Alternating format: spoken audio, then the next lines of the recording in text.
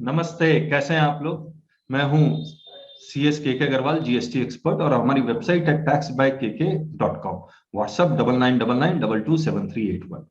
हम लोग इस वीडियो में एनुअल रिटर्न के बारे में आपके साथ डिस्कस करने वाले हैं और पूरा एनुअल रिटर्न फॉर्म के साथ डिस्कस करेंगे। तो जो पहला पार्ट है एनुअल रिटर्न का, वो लीगल पार्ट होगा। उसके बाद हम लोग फॉर्म डिस्कस करना शुरू करेंगे। तो अगर आप 2021 का एनुअल रिटर्न भरना चाहते हैं तो आपके लिए ये वीडियो बेस्ट है। लीगल पार्ट में सेक्शन 44, फिर रूल 80 और भी बाकी चीजें हम लोग वो लीगल पार्ट में डिस्कस करेंगे, किसको भरना चाहिए, 9 और 9C। उसके बाद जो फॉर्म कैसे भरना चाहिए वो डिस्कस किया हुआ है हमने, और बहुत डिटेल में डिस्कस किया हुआ है। तो अगर आपने एनुअल रिटर्न पहले भरा हुआ है तब भी आपके लिए वीडियो बहुत इंपॉर्टेंट है। अगर आपको लगता है नहीं नहीं मुझे तो एनुअल रिटर्न मैंने 50-100 भर दिए हैं, मैं बेस्ट हूं, एक्सपर्ट हो गया हूं, उसके बावजूद आप ये वीडियो जरूर से देखिए। और अगर आप पहली बार भर रहे हैं एनुअल रिटर्न, या 2-3 बार भर रहे हैं, या उतना कॉन्फिडेंस नहीं आया आपको एनुअल रिटर्न भरने में, तब भी ये वीडियो आपको देखना चाहिए। और अंत तक देखिए, आपको एक एक चीज, एक एक क्लैरिटी आएगी और बहुत डिटेल, माइन्यूट डिटेल तक हम लोग आपको बताएंगे। इसीलिए वीडियो थोड़ा सा लंबा भी है। एनुअल रिटर्न का पर्पस क्या है, एनुअल रिटर्न बनाया क्यों गया, उसका बेसिस क्या होगा, किस कौन सा डेटा आपके लिए बेस होगा जिसके बेसिस पे एनुअल रिटर्न बनेगा, तो तमाम बातें हम लोग करेंगे। तो डिस्क्रिप्शन, अगर आप डायरेक्ट फॉर्म भरा कैसे जाता है उसके बारे में अगर जानना चाहते हो, डायरेक्ट आप उस पॉइंट पे चला जाइए, आपको मिल जाएगा। डिस्क्रिप्शन बॉक्स में भी मिल जाएगा, हमने एक चैप्टर वाइज बनाया हुआ है। दूसरी बात, हम अपने जीएसटी वीडियो लेक्चर्स के बारे में बताना चाह रहे हैं। हमारी जीएसटी वीडियो लेक्चर्स बहुत ज्यादा इन डेप्थ है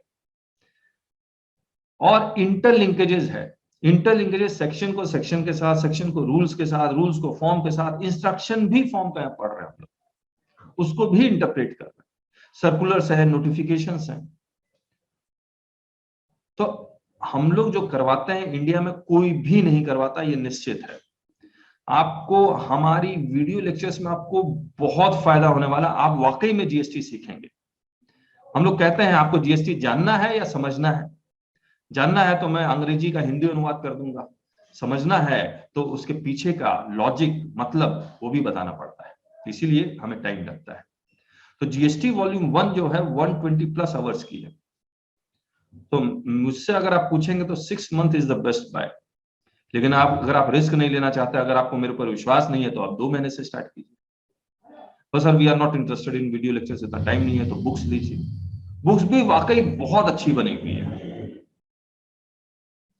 तो बुक्स हमने एक स्टोरी फॉर्म में लिखा हुआ है, एक बाद एक चैप्टर, चैप्टर के अंदर टॉपिक के बाद टॉपिक, सेंटेंस के बाद सेंटेंस पढ़ते रहिए और समझ में आता रहेगा। एक बात मैं और बोलना चाहता हूँ, व्हाई वीडियो लेक्चर्स आपको प्रीफर करना चाहिए। जैसे आप डेफिनेशन ऑफ पर्सन में गए, एसोसिएशन ऑफ पर्सन, हमने डेफिनेशन ऑफ पर्सन में 4 घंटे लगाए हैं। 4 घंटे किस लिए लगाए हैं, क्योंकि उसमें हम लोग को इंटरलिंकेज भी करना है, डीप इंटरलिंकेज करना है। जब डेफिनेशन ऑफ पर्सन पढ़ रहे हैं तो उसमें एसोसिएशन ऑफ पर्सन भी लिखा हुआ है, एओपी बनता कैसे है, ये मुझे 99% लोगों को नहीं पता होगा, वो भी हम लोग बताते हैं। किताब में ये लिख नहीं सकते। बहुत सारे रिप्लाई टू नोटिस के बारे में, कैसे रिप्लाई करना है वो भी डिस्कस करते हैं, वो हम लोग किताब में लिख नहीं सकते। और इंटरेक्टिव क्लासेस हैं। और मैं आपको फिर से कह रहा हूं, इतना डीप, इतना अच्छा, इतनी क्लैरिटी के साथ इंडिया में कोई नहीं करवा रहा, आपको कोई नहीं करवा सकता है, ना करवा रहा है।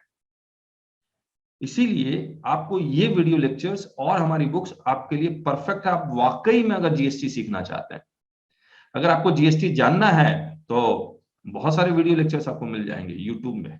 लेकिन अगर आपको जीएसटी समझना है तो हमारे ही वीडियो लेक्चर से आप समझ पाएंगे, और कोई नहीं वीडियो लेक्चर से आप समझ पाएंगे। तो आपको अगर मेरी बात पे विश्वास नहीं हो रहा है तो ये वीडियो लेक्चर्स आप पूरा देखिए, आपको अंदाजा हो जाएगा कि जो मैं कह रहा हूं वो उसमें कितनी सच्चाई है। So thank you so much. Video देखते हैं। अब जो कहानी हम लोग को आज डिस्कस करना, दैट इज एनुअल रिटर्न। तो कल मैं एनुअल रिटर्न के बारे में सोच रहा था कि एनुअल रिटर्न को कैसे पढ़ाया जाए, क्या बताया जाए। तो फिर हमने ये डिसाइड किया एनुअल रिटर्न को भरना भी सीखेंगे हम लोग। क्या कहते हैं आप? Yes correct sir, yes sir. है ना, क्योंकि सबसे बड़ा चैलेंज है एनुअल रिटर्न को भरा कैसे जाता है, तो वो भी सीख लेते हैं। तो वैसे जनरली नहीं बताते, लेकिन ठीक है, टाइम लगेगा, बट इट इज ओके, तो पहले हम लोग लीगल डिस्कस कर लेते हैं, then we will discuss how the form should. Yes sir. और ये पूरा डिटेल जो फॉर्म का है 2021 का डिटेल, ये हमने यहाँ पर, ये देखिए इतना सारा हमने बनाया हुआ है। तो ये अपडेटेड है, देखिए 30 जुलाई 2021 लिखा हुआ है। ये पूरा का पूरा फॉर्म अपडेटेड है। Okay sir. 2021 मतलब ये 2021 के में।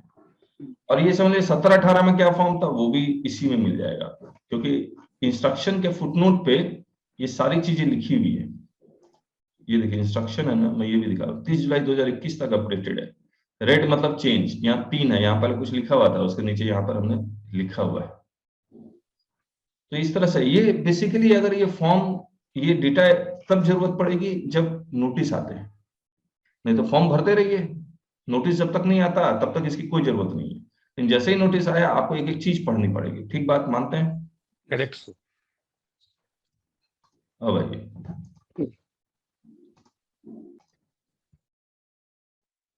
चलिए कुछ बातें रिपीट होंगी लेकिन जरूरी है। मुझे एक बात बताइए, एनुअल रिटर्न का मतलब क्या है, फिर हम लोग लीगल प्रोविजन पढ़ते हैं। It is a summary of 1 and 3B sir. Okay, तो ये consolidated summary of 1 and 3B, ठीक बात है? 3B। Consolidated, your voice is cracking sir.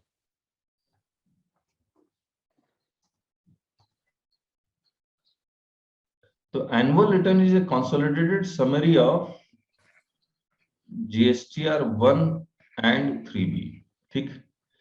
अब मुझे बताइए जीएसटीआर 1 और 3B क्या है? GSTR 1 is a statement for output supply।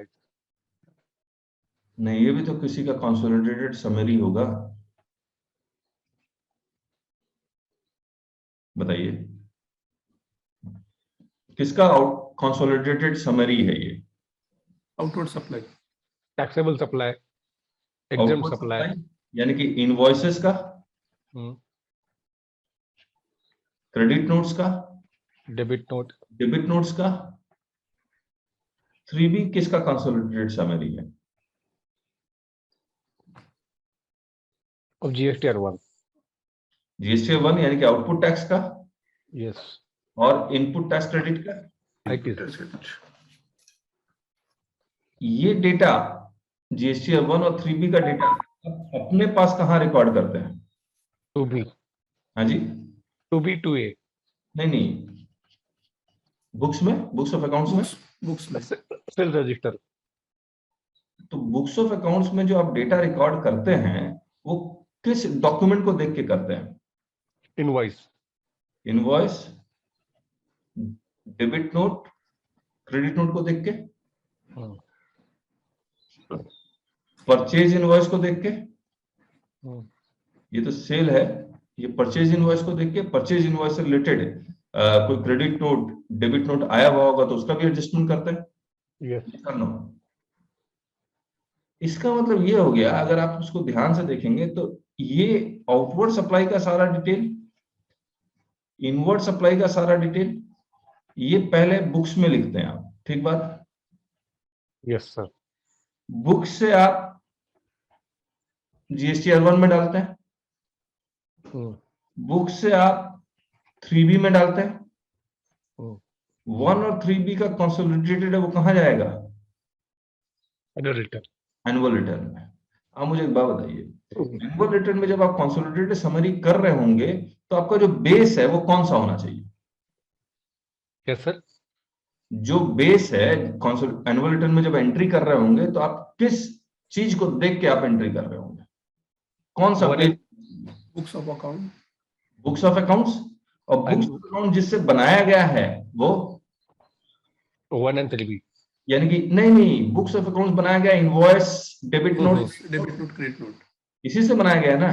कहने का मतलब ये कि ये आपका ओरिजिनल ट्रांजैक्शन है, डेटा इनपुट।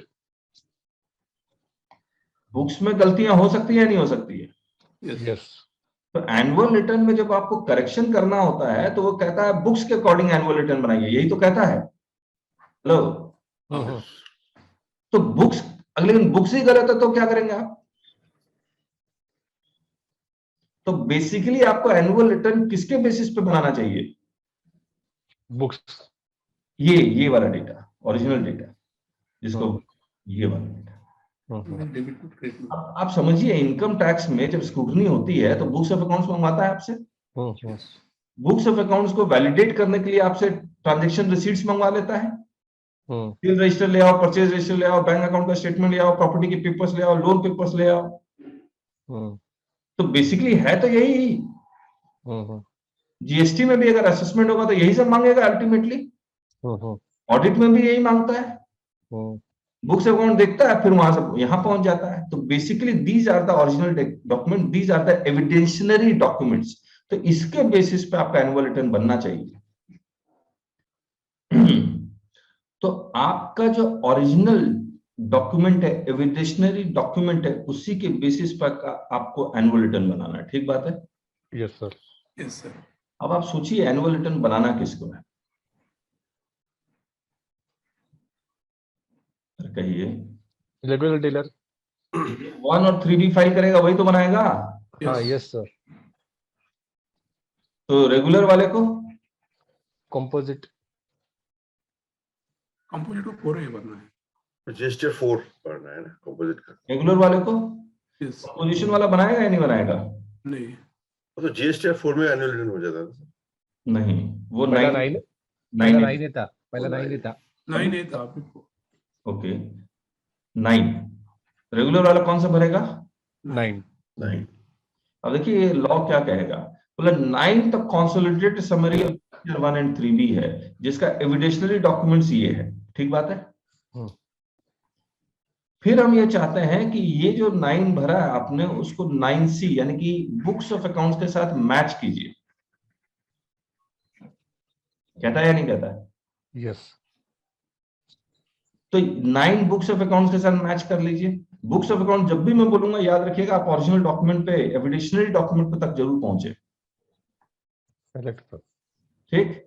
फिर 9, अब 9 में अगर भरते वक्त आपको गलतियां नजर आती है, आपका कोई आउटवर्ड सप्लाई था, जो इनवॉइस था 10 लाख का, वो बुक्स ऑफ अकाउंट्स में भी नहीं नजर आया, छूट गया, तो आपको ये इनवॉइस जो आपने काटा है जीएसटी बुक्स में नजर नहीं आया, तो जीएसटी 1 में भी नजर नहीं आया, एनुअल रिटर्न में आपको डालना होगा। ठीक बात है? इस इनवॉइस के बारे में हो सकता है आपको इनकम टैक्स के ऑडिट के बारे के समय पता लगा हो, तो वो करेक्शन करना होगा और 9C के साथ फिर मैच करना होगा। वो क्यों करना होगा, कैसे करना होगा, वो जो हम डिस्कस करेंगे तो हम आपको बताएंगे। ठीक है? Yes sir. रेगुलर वाले को भरना है। आईएसडी वाला भरेगा?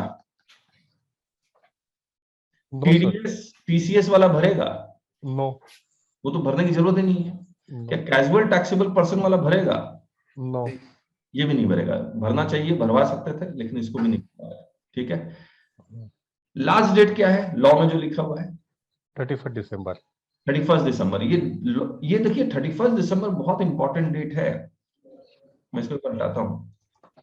लास्ट डेट 31 दिसंबर है। Why this is important? देखिए, फाइनेंशियल ईयर 1, फाइनेंशियल ईयर 2 और इसका लास्ट डेट है 31 दिसंबर। ठीक बात है? आज 17-18 का एनुअल रिटर्न का लास्ट डेट कहां तक पहुंच गया था?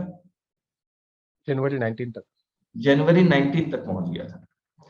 आपको 73, 74 में जो शोकॉज नोटिस इश्यू किया जाता है, उसका जो लास्ट डेट ऑफ कंप्लीशन है 73 में 3 years from the due date of filing of annual return. 74 में 5 years from the due date of filing of annual return लिखा हुआ है। तो अगर एनुअल रिटर्न की ड्यू डेट बढ़ती है तो आपका 73, 74 का भी लास्ट डेट बढ़ता जाएगा। 24 तक चला गया।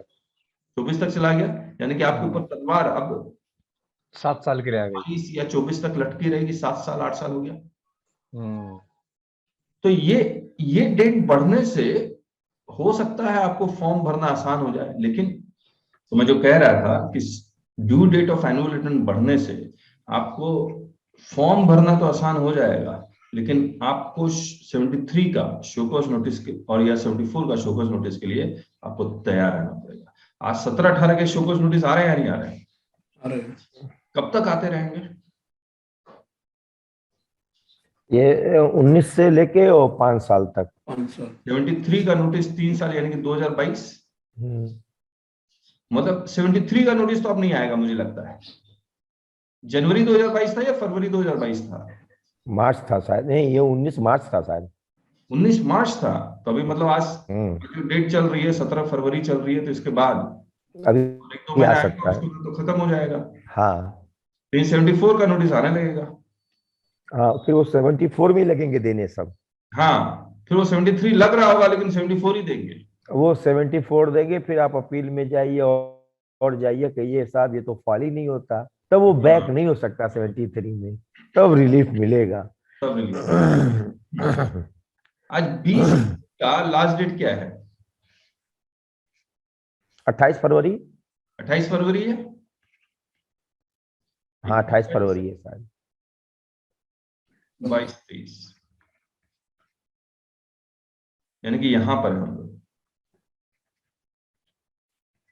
28 फरवरी। वैसे होना क्या चाहिए था? दिसंबर 21। 31/12 था, वहीं से डेट इस बढ़ी बार है। जनवरी फरवरी 2 महीने बढ़ा दिए। क्या लग दो रहा है और बढ़ेगा कि नहीं? मैंने और नहीं नहीं, उम्मीद नहीं है सर। उम्मीद नहीं। चलिए, अच्छा एक बात बताइए, एनुअल रिटर्न किसको नहीं भरना चाहिए? जिसका aggregate turnover up to 2 crore है। हेलो। हाँ हाँ यस। आज 9 रेगुलर वालों के लिए, 9A किसके लिए है? कंपोजिशन। कंपोजिशन वाला 1.5 करोड़ से ऊपर जाते ही वो रेगुलर में आ जाएगा। यस। तो 9A तो फिर भी नहीं भरना है। न तो ये जो 9 है वो सिर्फ किसको भरना है? अगर आपका टर्नओवर एक्सीड्स 2 CR 2 CR और 9C 5 CR। 5 CR। ठीक बात है। हम्म। उसके बाद और कुछ कुछ एक्सेप्शंस दिए हैं, अब एक बार लॉ पढ़ लेते हैं फटाफट, फिर हम लोग फॉर्म भी भरना सीखेंगे। अगर सर 9 अगर सर अगर GSTR 1 और 3B में हम्म। यदि कोई डिफरेंस है, तो चाहे उसका टर्नओवर कुछ भी हो, उसे 9 जरूर भर देना चाहिए। यस। ओके, ये एडवाइजेबल है। फॉर्म भरते वक्त ये भी डिस्कस करेंगे। Every registered person other than ISD, person paying tax under section 51 यानी कि 7 और 52(8) यानी कि ई कॉमर्स ऑपरेटर, गवर्नमेंट जो टैक्स डिडक्ट करती है ISD, कैजुअल टैक्सेबल पर्सन, मैंने आपको क्या बताया था, कैजुअल टैक्सेबल पर्सन को तो भरवा लेना चाहिए था लेकिन नहीं भरवा रहा है, एंड NRTP शैल फर्निश, यानी कि इनको छोड़ के every registered person shall furnish an annual return which may include a self certified reconciliation statement। ये किसकी बात कर रहा है? सेल्फ सर्टिफाइड रिकंसिलिएशन स्टेटमेंट किस फॉर्म के बारे में बात कर रहा है? अरे बता दीजिए। 9C। सर बीच में सुन नहीं पाए हम लोग क्योंकि ऑडियो डिस्टर्ब हुआ। 9C के। Okay. Shall furnish an annual return which may include a self-certified reconciliation statement, that is 9C, reconciling the values of supplies declared in the return furnished for the financial year with the audited annual financial statement for every financial year electronically within such time and manner as may be prescribed। और prescribe कौन सा rule में जा रहे हैं हम लोग? कौन सा रूल है ये? 80 वाला है। रूल 80। एनुअल रिटर्न का 80 रूल है 80 है सर। रूल 80 है ना?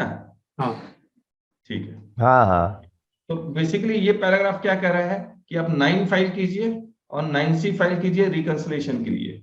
ठीक बात?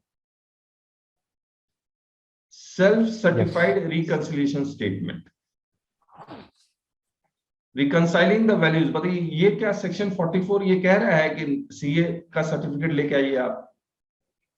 क्या ये सेक्शन 44 ये कह रहा है कि आपको ये 9C ऑडिट मतलब GST ऑडिट करवाना पड़ेगा 9C भरने के लिए? अरे कह दीजिए हाँ या नहीं ना। ठीक सर। नहीं सर। ये नहीं कह रहा है। GST ऑडिट का जो सेक्शन था वो सेक्शन हेलो 5 सबसेक्शन 5 था। हेलो। हेलो। हाँ सर। कहिए राजेश जी। कह रहा हूँ ऑडियो में कभी कभी डिस्टर्ब हो रहा है। तो मुझे लगता है कंप्लेन करना पड़ेगा, उपाय नहीं। तो बताइए जीएसटी ऑडिट के बारे में सेक्शन 44 नहीं कहता, कौन सा सेक्शन कह रहा है? 35. 35(5). और 35(5) जो सेक्शन था जीएसटी ऑडिट वो डिलीट कर दिया गया इफेक्टिव 1 अगस्त 2021। उसके बाद इन्होंने नोटिस निकाल लिया, मतलब प्रेस रिलीज ये सब निकाल के कहा कि 2021 में जीएसटी ऑडिट की सिग्नेचर की जरूरत नहीं पड़ेगी। आया कब है? 1 अगस्त 2021।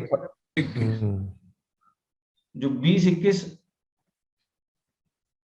पार होने के बाद यानी कि 21-22 को आया ये नोटिफिकेशन, इफेक्टिव भी हुआ, लेकिन इसको सर्कुलर के द्वारा शायद या प्रेस रिलीज के द्वारा कहा कि 2021 में भी जीएसटी ऑडिट की जरूरत नहीं है। ठीक बात है। इसका मतलब जब आप 9C भरेंगे तो उसको सिर्फ सेल्फ सर्टिफाइड ही करना है आपको रिकंसिलिएशन स्टेटमेंट को, मतलब और डिटेल में करेंगे। True and correct, true and fair, ये सब भी लिखा हुआ था, कुछ कुछ चेंजेस किए, कैश फ्लो स्टेटमेंट हटाए गए। प्रोवाइडेड कमिश्नर नोटिफिकेशन निकाल के किसी क्लास ऑफ रजिस्टर्ड पर्सन को एनुअल रिटर्न फाइल करने से मना भी कर सकता है या ऑप्शन दे सकता है। किसको दिया नहीं फाइल करना है? बिलो 2 CR 2 CR के अंदर. अप टू CR 9 नहीं, और अप टू 5 CR 9C नहीं, यही तो है। हाँ हाँ, यहां से पावर ले लिया। फिर इन्होंने कहा कि भैया जो जिनका CAG ऑडिट होता है उनको भी 9 और 9C फाइल नहीं करना है। तो provided further that nothing contained in this section shall apply to the department of the central government or a state government or a local authority whose books of accounts are subject to audit by CAG or auditor appointed for auditing the accounts of under any law for the time being force। बताइए किसको नहीं, किसको कह रहे हैं कि नहीं file करने की जरूरत है? 9 और 9C किसको? जो गवर्नमेंट डिपार्टमेंट है, जहाँ कंट्रोलर। गवर्नमेंट डिपार्टमेंट का नाम बताइए। रेलवे है जैसे। Yes, railways. NSIC sir, NSIC। कौन? फिर आपके ये डिफेंस वाले हैं। NSIC सर, डिफेंस वाले। और कौन सा बोल रहा है? NSIC। MSIC। N for Nagpur. Okay, NSIC ये क्या है? ये सर गवर्नमेंट का, सेंट्रल गवर्नमेंट का इंस्टीट्यूट है जो MSME सेक्टर को फाइनेंस करती है सर, MSME टेंडर के लिए। अच्छा। हाँ सर। तो ये क्या सेपरेट कंपनी बनाई हुई है, क्या बनाया हुआ है? हाँ, ये सेपरेट कंपनी है सर। ये नहीं तो अंदर का सेपरेट कंपनी को ये एप्लीकेबल नहीं है। आप बोलेंगे ONGC। नहीं, हेलो सर, मैं अभी पीछे बात किया था ना NSIC में, तो हाँ। बोला कि हम लोग का ऑडिट ना कैग करता है। हाँ तो मैं समझ गया, ऑडिट कैग तो बहुत लोग का करता होगा, लेकिन कैग तो सर सेंट्रल गवर्नमेंट यूनिट के लिए फॉलो होगा सर ना। नहीं, आप समझिए, मान लीजिए गवर्नमेंट का किसी कंपनी में 80% होल्डिंग है, तो गवर्नमेंट क्या करेगा, कैग को अपॉइंट कर लेगा कि इसका ऑडिट, ये पब्लिक सेक्टर अंडरटेकिंग का ऑडिट भी आप कीजिए। That is possible. लेकिन आप देखिए हर कैग ऑडिट को एग्जाम नहीं किया गया, कि इसको किया गया department of the central government और ए स्टेट गवर्नमेंट और ए लोकल अथॉरिटी। ये डिपार्टमेंट यानी गवर्नमेंट ऑर्गेनाइजेशन को एग्जाम, जैसे रेलवेज है, ओके, पोस्ट ऑफिस है, पोस्ट ऑफिस, कोई सेपरेट कंपनी बनाई हुई है पब्लिक सेक्टर अंडरटेकिंग जिसमें गवर्नमेंट की होल्डिंग है, वहां पर एग्जाम्पशन नहीं है, वहां पर 9 और 9C फाइल करना है। ओके, ठीक है। Yes sir, clear. ओके।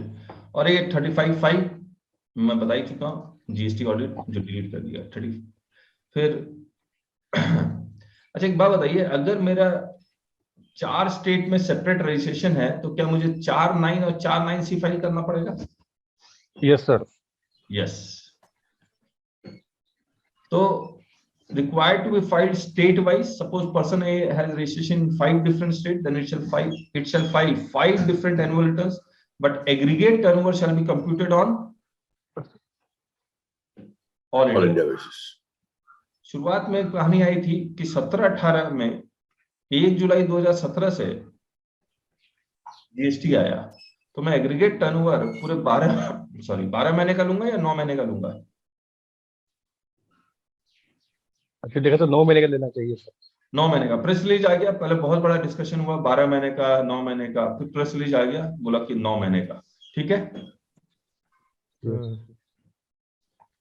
तो हेलो सर, हाँ ये जीएसटी ऑडिट का जो बात कर रहे हैं सर ना कि अभी डिलीट हो गया है, तो हाँ। ये 9C का बात कर रहा है क्या खाली जीएसटी ऑडिट? 9C की बात, 9C में एक सर्टिफिकेट लगता था, सीए सर्टिफिकेट, जो ये जी सर्टिफिकेट ऑडिट करने के ओके बाद उसको साइन करता था। ओके 9C तो अभी भी है, लेकिन उस 9C में जो सीए का सर्टिफिकेट लगना है वो नहीं है। तो लेकिन 9C जो बनाया तो सी बनाएगा सर ना? क्यों, आप बनाइए, नहीं नहीं नहीं नहीं नहीं नहीं नहीं, आप नहीं खुद ही नहीं बना सकते हैं। खुद बना सकते हैं।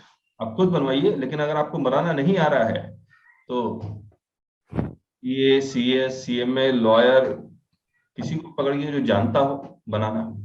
नहीं, मेरा टेक्निकल ऐसा क्यूरियस, अगर मैं बिजनेसमैन हूँ, मुझे नहीं पता है 9C क्या है, तो हम्म, ऑब्वियसली मैं तो मेरा सीए मुझे बना के देता है खाली। इंस्टेड ऑफ सीए सिग्नेचर हम सर्टिफाई करें कि हम लोग we are the final authority. हाँ वो तो आपकी मर्जी, आप किसी से भी बनवाएं। नहीं लेकिन फिर सीए से बनवाना जरूरी नहीं है, आप किसी से भी बनवा सकते हैं 9C, जिसको आता है।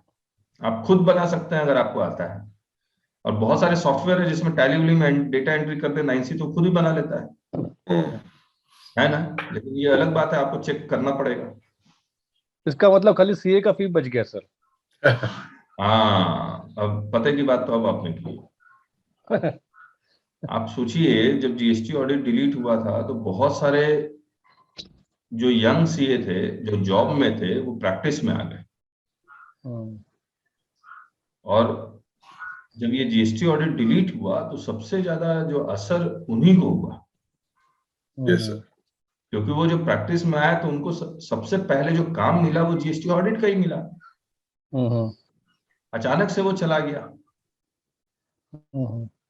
ये दिक्कत हुई। नहीं, बहुत सारे लोगों को क्या लगा था सर, ऑडिट हो गया इसका मतलब आपको कुछ करना ही नहीं है। बहुत नहीं, लोगों को ऐसा लगा था सर स्टार्टिंग में ऐसा प्रोविजन है। कर दिए, ऑडिट बंद हो, ऑडिट बंद हो। चलिए रूल 80 पढ़ लेते हैं। वही सेम लैंग्वेज है, एवरी रजिस्टर्ड पर्सन, इनको छोड़ के ये एनुअल रिटर्न फाइल करेंगे। इसमें फॉर्म का नाम दे दिया, लास्ट डेट बता दी, ठीक है। हम्म। और कंपोजिशन वालों को कह दिया कि आप 9A फाइल करें। जो अब पोर्टल में दिखाई नहीं देता। हाँ, क्योंकि अब तो खत्म ही, मैंने तो है। अब ये कोडे बन गया। 4 है ही, 9A की जरूरत उतनी है नहीं। हाँ। दूसरा, इसका इन्होंने लास्ट डेट 28 फरवरी कर दिया। ई कॉमर्स ऑपरेटर को कहा कि आप 9B फाइल कीजिए। और रिकंसिलेशन स्टेटमेंट अब पढ़ लेते हैं, देखिए क्या कहता है। मुझे रिकंसिलेशन स्टेटमेंट करवाने से पहले मुझे एक बात बताइए। मैं एक छोटा सा एग्जांपल दे रहा हूं टर्नओवर का। मान लीजिए आपका दिल्ली में एक ऑफिस है, एक महाराष्ट्र में ऑफिस है, ठीक है। दिल्ली से महाराष्ट्र आप स्टॉक ट्रांसफर करते हैं। बुक्स ऑफ अकाउंट्स में क्या इसको, स्टॉक ट्रांसफर को टर्नओवर मानेंगे? नहीं। नहीं मानेंगे। तो आपका ये स्टॉक ट्रांसफर मान लीजिए 100 रुपया का हुआ है, आप, और आपका एक्चुअल सेल कितना है, 1000 रुपया, ठीक बात है। हम्म। लेकिन जब जीएसटी का टर्नओवर निकालते हैं, एग्रीगेट टर्नओवर, और ये दिल्ली का अकाउंट है, तो एग्रीगेट टर्नओवर कितना है? ये भी आएगा इंक्लूडिंग हाँ? Stock transfer, including stock transfer. 1000 रुपया प्लस 100 रुपया, 1100 है। यस। तो 9C ये कहता है कि बुक्स ऑफ अकाउंट्स में टर्नओवर कितना दिखलाया आपने, 1000 रुपया। जीएसटी का जो डीम्ड ट्रांसफर है या डीम्ड सेल है, जो शेड्यूल 1 के अकॉर्डिंग है, उसको ऐड कर दीजिए और मैच कीजिए। या तो यहां से यहां आ जाइए या यहां से यहां आ जाइए, ठीक बात है। आज यस। आप जीएसटी 9 में टर्नओवर कितना दिखला रहे होंगे? 1000। 1100। जीएसटी का टर्नओवर दिखलाएंगे ना, हाँ हाँ हाँ, यस। 1100। ये डेटा ऑटो पॉपुलेट होके कहाँ आएगा? 9C। 9C में। वो कहेगा कि बुक्स ऑफ अकाउंट्स का टर्नओवर लिखिए, सर 1000। फिर वो टर्नओवर लीजिए, लिखिए जो जीएसटी के अकॉर्डिंग है। तो शेड्यूल 1 के अकॉर्डिंग कितना टर्नओवर लिखा आपने? 100। अब जीएसटी 9 के टर्नओवर से मैच करेगा या नहीं करेगा ये? यस। ये कर, तो ऐसे लेकिन आप सर 9C बनाना है। लेकिन सर बुक्स में सर 1100 ही आएगा सर, मैं अलग से क्यों बताऊंगा उसको शेड्यूल 1 का? स्टॉक ठीक है, ट्रांसफर बकायदा मैंने उसको, हेलो हाँ मैंने तो इन्वॉइस फाड़ा है सर ना जीएसटी का सर। नहीं, वो तो जीएसटी के लिए किया है ना। हाँ लेकिन मैं बुक्स ऑफ कमेंट्री आ गया सर ना। अरे नहीं नहीं नहीं नहीं नहीं नहीं, आप बुक्स ऑफ अकाउंट्स अलग तरह से बनाते हैं। आप शेयर होल्डर को बोलेंगे कि स्टॉक ट्रांसफर है, जरा इसमें प्रॉफिट आया है मेरे को, जरा मैं आपको डिविडेंड दूंगा इससे। नहीं इसका इफेक्ट तो नलिफाई हो गया when I prepare consolidated statement, मेरा सामने सेल भी हो गया, मेरा एक जगह परचेज भी आ गया। नहीं नहीं नहीं, books of account stock transfer का आप देखिए, मुझे अकाउंट्स बहुत अच्छा नहीं आता, लेकिन स्टॉक ट्रांसफर एक कॉन्ट्रा हो गया सर ना, से मेरा सेल भी आ गया, मेरा परचेज भी आ गया एट द सेम टाइम, वो तो महाराष्ट्र के क्योंकि लिए। मेरा आप जब कंसोलिडेटेड बनाएंगे दिल्ली और महाराष्ट्र का, या दिल्ली दिल्ली का अलग से, मुझे अकाउंट्स बहुत अच्छा नहीं आता, इसलिए मैं बहुत ज्यादा आपको सेटिस्फाई नहीं कर पाऊंगा अपने जवाब से। लेकिन आपको आता है, आप मुझे बताइए दिल्ली और महाराष्ट्र का जब कंसोलिडेटेड बनेगा तो टर्नओवर में हाँ 100 रुपये आएगा। आएगा सर, 1100 दिखेगा सर, अच्छा। क्योंकि मेरा सेल भी 1100, मेरा परचेज भी 1100, क्योंकि एक बताएगा सेल से, एक बताएगा परचेज से। तो मुझे किसी से पूछना दीजिए आप, बाकी लोगों का क्या ओपिनियन है? आएगा सर, दोनों में आता है। अच्छा, काउंटर इफेक्ट हो गया सर ना ये। कॉन्ट्रा हो गया। मतलब आप सर जब स्टॉक ट्रांसफर को सेल्स में दिखलाएंगे? हाँ दिखलाना ही पड़ेगा सर। नहीं, जीएसटी के लिए दिखलाना पड़ेगा, लेकिन जब आप ए, कंपनीज अकाउंट्स के लिए बनाएंगे अकाउंट्स, उसके लिए ही बनाना पड़ेगा, एज दिखाना पर पड़ेगा। कंपनीज अकाउंट्स या कंपनीज एक्ट, यस सर। तो क्या उसको सेल में दिखला पाएंगे यस। आप यस सर। कंपनीज एक्ट के अकॉर्डिंग? Yes sir. नहीं गणेश बिकॉज जी। बिकॉज नहीं इसका नहीं इफेक्ट नल्लीफाई हो जाता नहीं है नहीं, ना। हमको एक बात बताइए गणेश जी, जो हम्म आप स्टॉक ट्रांसफर कर रहे हैं, हम्म। क्या आपकी वो परचेज है? उसको क्या आप पैसे दे रहे हैं? सी वो तो वो tablet that is different transaction, मैं अकाउंट का बात कर रहा मैं नहीं सी, नहीं नहीं नहीं, मैंने हमारी सेल बात किया, समझिए। एक का बुक से परचेस हो गया। अरे भाई हाँ, पैसे तो आपने, नहीं आ रहे हैं। हाँ सर। आप सही बोल रहे हैं, पैसे कहाँ आ रहे हैं स्टॉक ट्रांसफर का, जो आप सेल में दिखला रहे हैं? तो वही तो बोल रहा सर, मेरे बुक्स में एक का बुक में डेटर, एक का बुक में क्रेडिटर है, इफेक्ट नहीं हैं? लिया हो गया सर। एक का बुक में दिखेगा डेटर, एक का बुक में दिखेगा क्रेडिटर, इफेक्ट तो नल्लीफाई हो अरे गया सर। नहीं गणेश जी, आप लोग ऐसा करते हैं क्या अपने कंपनी में?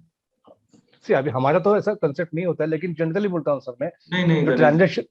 गणेश जी आप है ना, आप कुछ जो अकाउंटेंट है उनसे बात कीजिए, ऐसा ना होता नहीं है। जो हम लोग ठीक कह है, रहे हैं, प्रैक्टिकल देखेंगे इसको।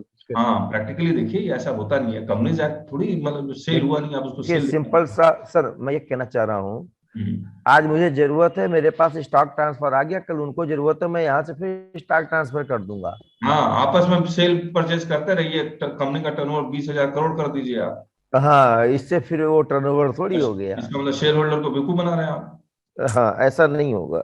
नहीं लेकिन सामने मेरा परचेज भी तो उतने बुक हो गया सर ना। नहीं गणेश जी, अब देखिए गणेश जी, अब आप बात कीजिए किसी से, आगे बढ़ते हैं।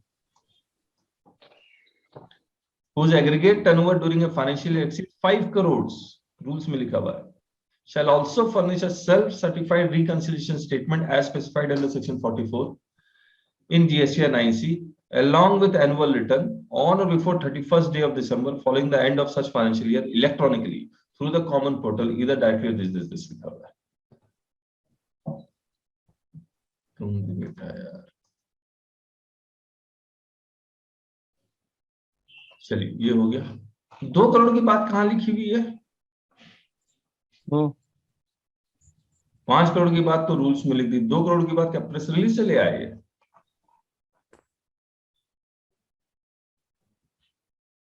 मेरे ख्याल से लग रहा प्रेस रिलीज ही कोई जारी हुआ था, कोई हमने यहाँ प्रेस लिखा है। रिलीज ही आया था सर। हाँ ये देखिए, ये यहाँ लिखा हुआ है, इसका सोर्स क्या है? 7 नंबर 6 नंबर 6, अच्छा नोटिफिकेशन से आया है, ठीक है ठीक है, इसको हमने यहाँ लिखा है। अरे सेक्शन 48 एक बार देख लेते हैं, इसमें क्या लिखा हुआ है। Section 148 special provision for certain processes, the persons who are foreign company which is an airline company. अब देखिए इसका थोड़ा सा समझिए ये कहानी क्या है एयरलाइन कंपनी की। मैं इनकम टैक्स के साथ भी कोशिश करता हूँ रिलेट कर देता हूँ इसको। एयरलाइन कंपनी में एक कॉन्सेप्ट है कि अगर आप हमारी कंट्री में उड़ेंगे तो हम आपकी भी कंट्री में उड़ेंगे। समझ में आया क्या कह रहा हूं मैं? यूएसए, तो यूएसए की एयरलाइन कंपनी इंडिया से उड़ती है और यूएसए ले जाती है और यूएसए से उड़ के इंडिया आती है। तो अब ये इंटरनेशनल एग्रीमेंट बता रहा हूं, इंडिया अगर यूएसए इंडिया से उड़ता है तो इंडिया वाला भी यूएसए से उड़ने का हक मिल जाएगा ऑटोमेटिकली। ठीक है। अब जैसे कनाडा, पाकिस्तान, क्या ये लोग हमारे कंट्री से उड़ते हैं? नहीं, ना कनाडा उड़ता, ना पाकिस्तान उड़ता, ना हम उनके यहां उड़ते हैं। तो ये खत्म ही है तरह से। अब एक चीज और समझिए आप, इनकम टैक्स बता रहा हूं, टैक्सेशन सिस्टम क्या है? टैक्सेशन सिस्टम ये है कि यूएसए का एयरलाइन यूएसए का रेजिडेंट है, वो यूएसए वाला इंडिया से अगर उड़ता है तो इंडियन पैसेंजर्स लेगा या पैसेंजर्स फ्रॉम इंडिया लेगा। ये इनकम कहां की है? इंडिया की है या यूएसए की है? ये पैसा कहां से कमा रहा है यूएसए वाला? इंडिया से। इंडिया से कमा रहा है। तो अगर इंडिया से कोई भी पैसा कमाएगा उसको सोर्स बेसिस पे इंडिया में टैक्स देना है। यस।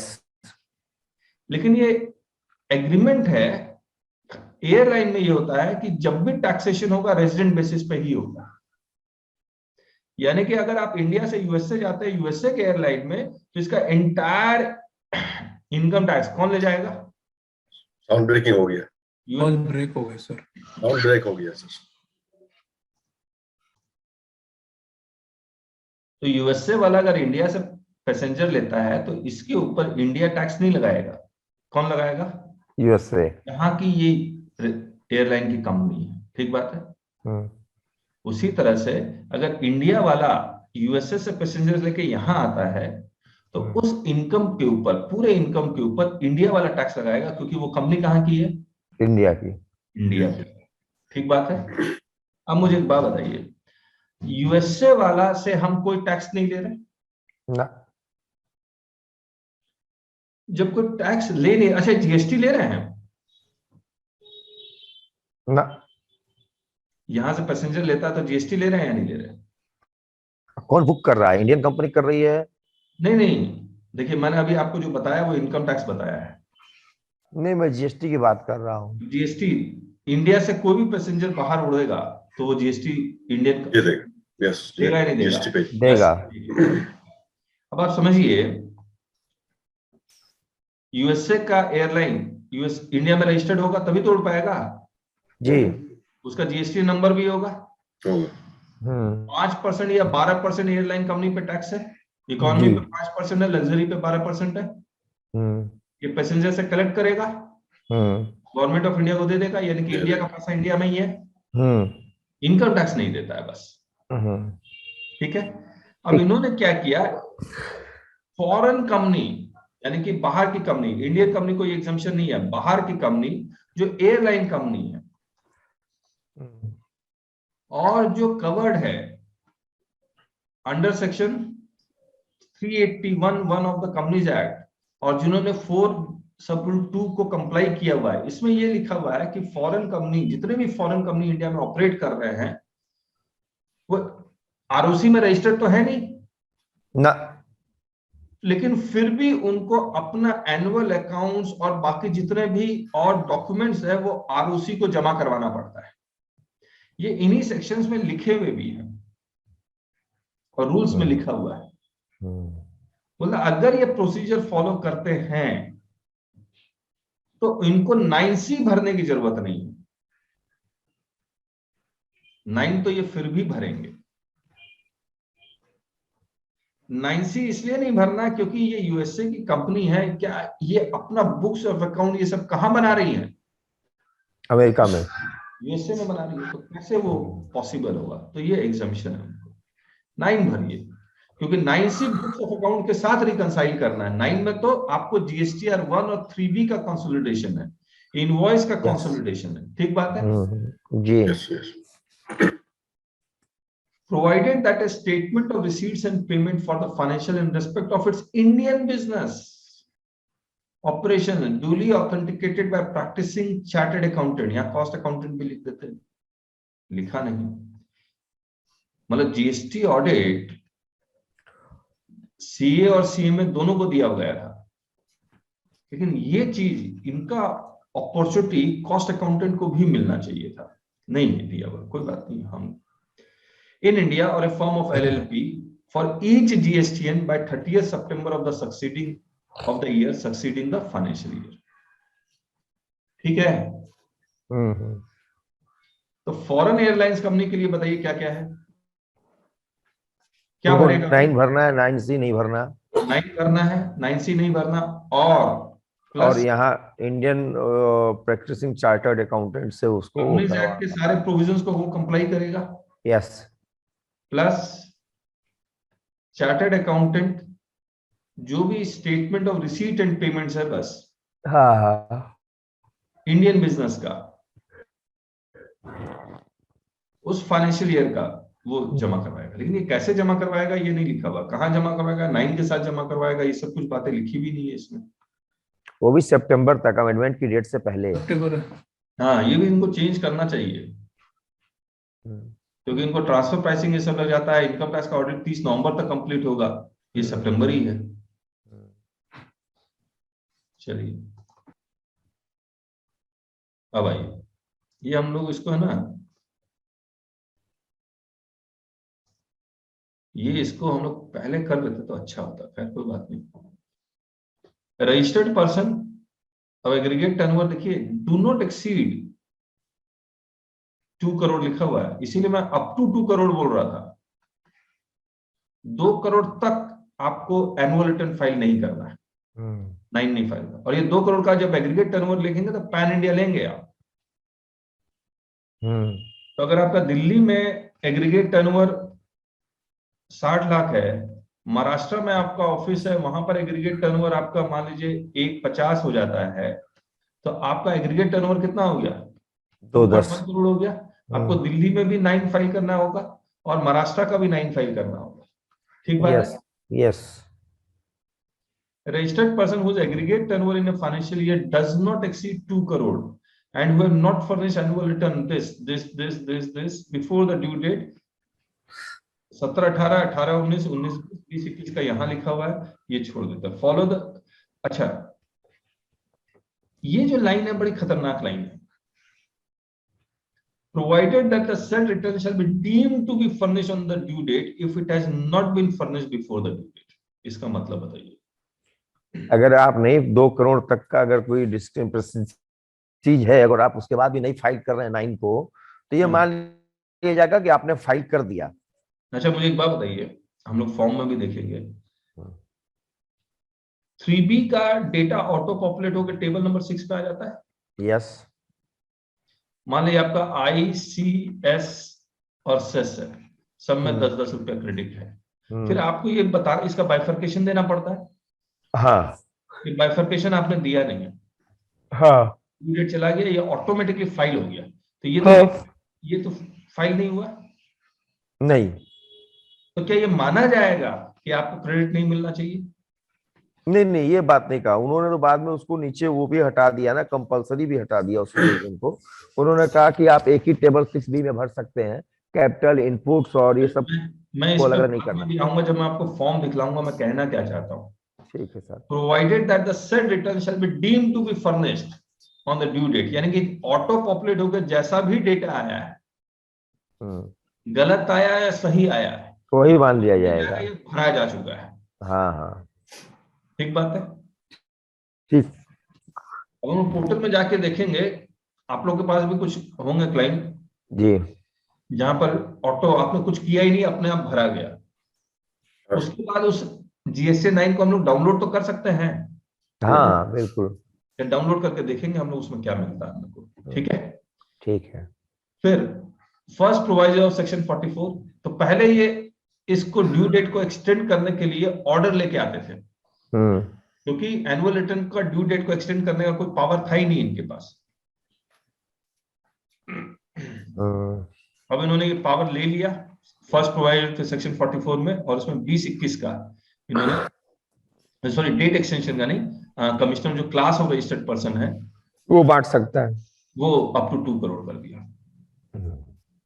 ठीक है जी। तो ये एनुअल रिटर्न का पूरा क्या था, लीगल पॉइंट थे। सो नमस्ते टू ऑल ऑफ यू, आज की क्लास में आपका स्वागत है। हमने लास्ट क्लास में एनुअल रिटर्न पूरा कर लिया था आपके साथ, लीगल पॉइंट्स। ये एक बार दिखला भी देता हूं।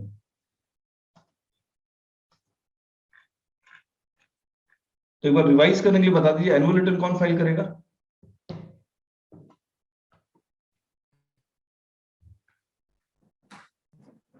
बताइए। अबाउट 2 करोड़। अबव 2 करोड़ कौन फाइल करेगा? रेगुलर सीटीपी फाइल करेगा, कैजुअल टैक्सेबल पर्सन? नहीं करेगा। आईएसडी? नहीं करेगा। Tax director, tax collector, resource? नहीं करेगा। लास्ट डेट 2021 का 31 दिसंबर, 28 फरवरी, 28 फरवरी एक्सटेंड होने के बाद 28 फरवरी। ठीक है, और कौन नहीं करेगा? कंपोजिट डीलर, सीएजी ऑडिट वाला, जिसका सेंट्रल गवर्नमेंट का डिपार्टमेंट, स्टेट गवर्नमेंट का डिपार्टमेंट, लोकल अथॉरिटी, वो लोग नहीं करेंगे। ठीक है, और कौन नहीं करेगा?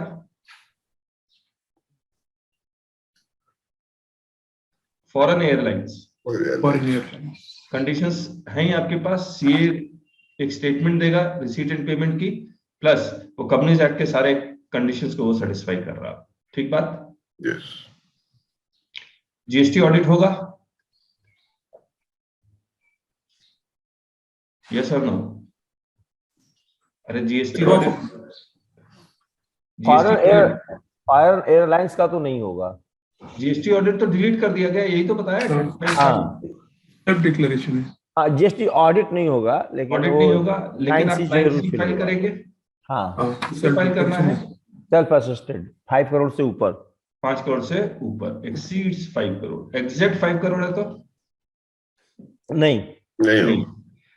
ये जो 5 करोड़ है वो एग्रीगेट टर्नओवर की बात कर रहा है जी।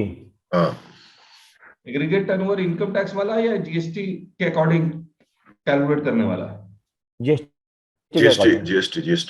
के अकॉर्डिंग एग्रीगेट टर्नओवर कैलकुलेट करने वाला। ठीक बात है। हम लोग कल भी डिस्कस कर रहे थे, जितने स्टेट में आपका रजिस्ट्रेशन है उतना 909C जाएगा। हेलो? Yes sir. दूसरा, अगर मैं कंपोजिशन से रेगुलर में शिफ्ट होता हूं, कभी भी शिफ्ट हो सकता हूं। हेलो? तो क्या मुझे नेक्स्ट फाइनेंशियल ईयर के लिए 99C फाइल करना पड़ेगा? अगर कंडीशन सेटिस्फाइड है तो हाँ, करना पड़ेगा। ठीक बात है।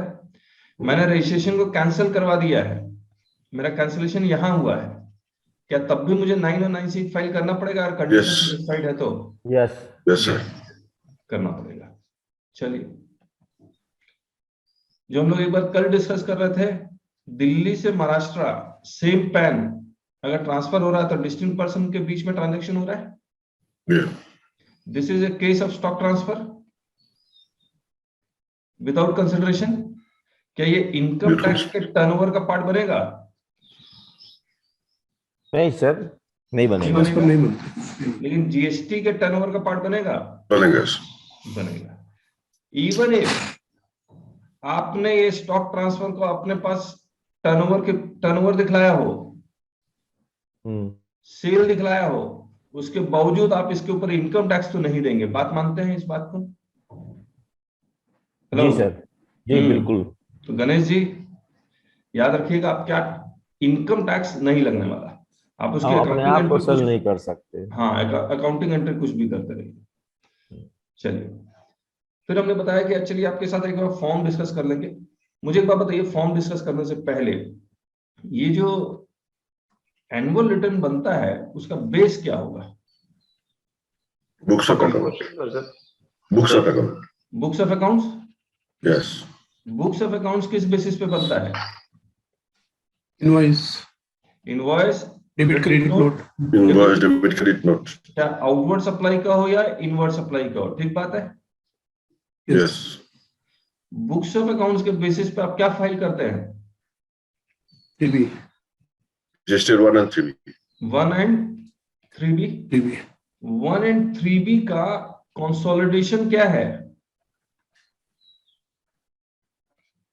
एनुअल रिटर्न है। 9 Annual return. तो एनुअल रिटर्न में सारे डेटा कहां से उठ के आते हैं? ऑटो पॉपुलेट होकर डेटा कहां से आते हैं? AB and 1 से। 1 1 and और 3B. 3B से आएगा, 1 और 3B से ही आएगा। हाँ, और ये हम लोग मान रहे हैं कि 1 और 3B का डेटा कहां से उठ के आया होगा? Books से, books of accounts. बुक्स में डेटा कहां से आया होगा? Invoice C and D. Credit C and D. यहां से आया होगा। लेकिन अगर कोई ये डेटा यहां पर नहीं आया, यहां भी नहीं आया, तो आपको ये डेटा यहां डालना होगा। यस और जी, नो? बिल्कुल बिल्कुल बिल्कुल। Yes. यस। और एक बात बताइए, एनुअल रिटर्न का पर्पस क्या है? आपके बुक्स को रिकंसाइल करना। GSTN 9 का पर्पस क्या है? अगर कोई मिस्टेक हो गया तो उसे करेक्ट करना. अच्छा, is it A rectification of return? हाँ, यस, कह सकते हैं। अगर आप ये रेक्टिफिकेशन ऑफ रिटर्न कहते हैं, इसका मतलब एनुअल रिटर्न में जो लिख दिया that will override 1 and 3B। Yes, right. No, no, yes sir. ये 1 और 3B के डेटा को ओवरराइड नहीं करेगा। करता है ऐसा? सर, सिर्फ वो जो है ITC नहीं लेने देता है, बाकी सब काम करता है। नहीं, एक बात बताइए, मैं इसको रेक्टिफिकेशन और रिटर्न नहीं बोलता हूं, मैं ये कहता हूं this is an identification tool to identify mistakes. ये सिर्फ मिस्टेक आइडेंटिफाई करने का एक टूल है। आप एक्चुअली में मिस्टेक जो रेक्टिफाई करते हैं that is by filing DRC 03। Yes. Sir, उसका डेटा जो है DRC 03 का कोई भी डेटा या कोई भी पार्ट एनुअल रिटर्न में रिफ्लेक्ट नहीं होता है, नहीं होता, ठीक बात है, कहीं से भी। हाँ, ठीक है। तो इसलिए ये कहना ठीक नहीं होगा कि DRC 3 से और हम वो कर रहे हैं। हमने, ठीक है, हम इसको एक प्रकार से रेक्टिफाई तो कर रहे हैं, बस ITC नहीं अवेल कर सकते, पे कर सकते हैं, सब कुछ दिखा सकते हैं, केवल ITC अवेल नहीं कर सकते। ओके, तो एक प्रकार का ये रेक्टिफिकेशन ही है। लास्ट में यही कहूंगा कि सर, मैंने 9 फाइल कर दिया, आपने सारे ओमिशंस को, सारे रेक्टिफिकेशन किया है उसमें, आप उसको चेक कर लें। ओके, तो मतलब आप ये कह रहे हैं कि 9 रेक्टिफिकेशन टूल माना जा सकता है? हाँ, जो फर्स्ट प्रेस रिलीज आई थी 17-18 वाली, मेरे ख्याल से 5 मार्च या 3 या 5 अगस्त को 18 में, उसमें इस बात को उसने क्लियर किया। अच्छा, मैंने जो लिखा मैं आपको दिखलाता हूँ। Annual return is not a rectification.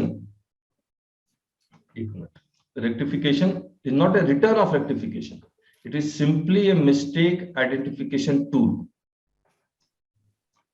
Purpose of annual return is identification of mistake in tax payable, and if there is a mistake, pay through DRC 03. Purpose of annual return is identification of mistake in ITC, and if there is excess availment of ITC, reverse through DRC 03. But in no case ITC can be claimed here. यानी कि इस annual return में आप extra ITC claim नहीं कर सकते। हाँ, ये तो क्लियर है, तो क्लेम नहीं कर सकते, क्लेम बाकी नहीं सब कर कर सकते। तो मेरा ओपिनियन यही है कि एनुअल रिटर्न को आप रेक्टिफिकेशन, रिटर्न ऑफ रेक्टिफिकेशन नहीं कह सकते। ये बस एक इंफॉर्मेशन आप दे रहे हैं, एक स्टेटमेंट दे रहे हैं बस। और उस स्टेटमेंट को फाइल करते हुए अगर कोई मिस्टेक आइडेंटिफाई हो गई है तो उस मिस्टेक को करेक्शन करने का एनुअल रिटर्न तो ऑप्शन नहीं देता, वो सिर्फ DRC 03 देता है। वन थिंग जो आप कह रहे थे कि DRC 03 का कोई भी डेटा 1 और 3B को करेक्ट नहीं करता जी। लेकिन DRC 03 का डेटा इलेक्ट्रॉनिक कैश लेजर को, इलेक्ट्रॉनिक क्रेडिट लेजर को जरूर अफेक्ट करता है। हाँ बिल्कुल करेक्ट। एनुअल रिटर्न का कोई भी डेटा ना इलेक्ट्रॉनिक कैश लेजर को अफेक्ट करता है, ना इलेक्ट्रॉनिक लायबिलिटी रजिस्टर को अफेक्ट करता है, ना इलेक्ट्रॉनिक कैश लेजर को अफेक्ट करता है। राइट। तो अब आप मुझे एक बात बताइए, एनुअल रिटर्न जब किसी भी डेटा को, ना 1 को, ना 3B को, ना कैश लेजर को, ना क्रेडिट लेजर को, ना लायबिलिटी लेजर को, किसी को भी अफेक्ट नहीं करता, तो एनुअल रिटर्न रेक्टिफिकेशन टूल हो कैसे सकता है? ये सिर्फ एक आइडेंटिफिकेशन ही टूल हो सकता है। नहीं, मैं ये कह रहा हूँ जब हम सारा 9 जब फिल कर देंगे और यहाँ पर अगर उसको रिटर्न को जो 9 हम लोग फाइल करते हैं उसमें ये लगता है कि इन्होंने कम पे किया है, तो वहीं पे एक ऑप्शन भी आ जाता है पेमेंट करने का।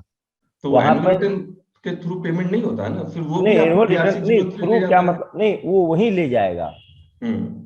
तो गतवा पेमेंट करने का टूल तो हर हाल में DRC 03 होगा, चाहे कैश में हो चाहे क्रेडिट में हो, रहेगा तो वो वहीं।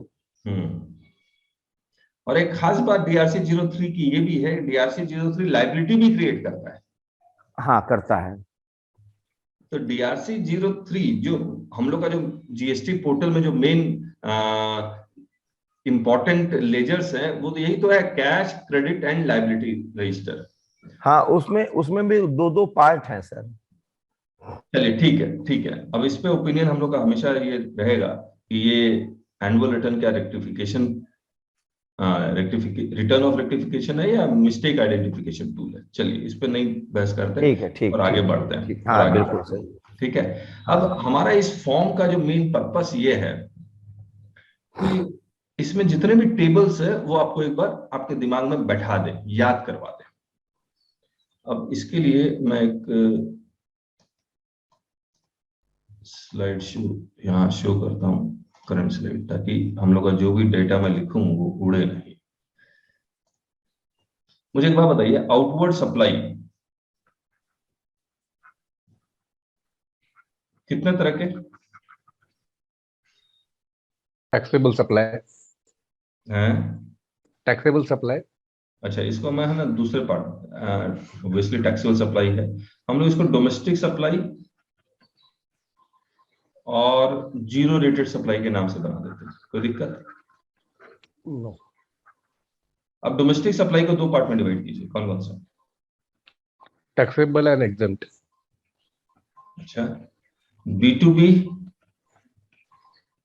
B2C, ये आउटवर्ड सप्लाई, टैक्सेबल सप्लाई की डिस्कस कर रहे हैं हम लोग। ओके। एक मिनट,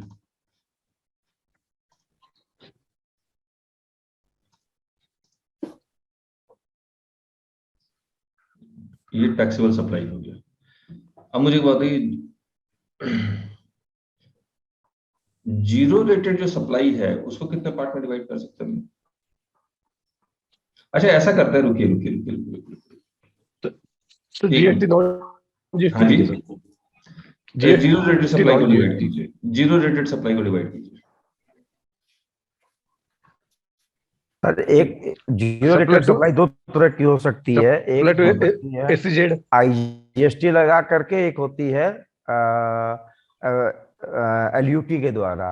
अच्छा, मैं इसको डिवाइड करता हूँ, export outside India and India SCZ, supply to SCZ।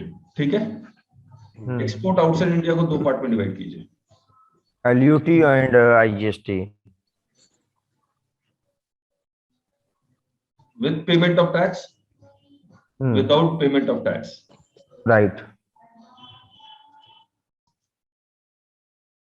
supply to SCZ,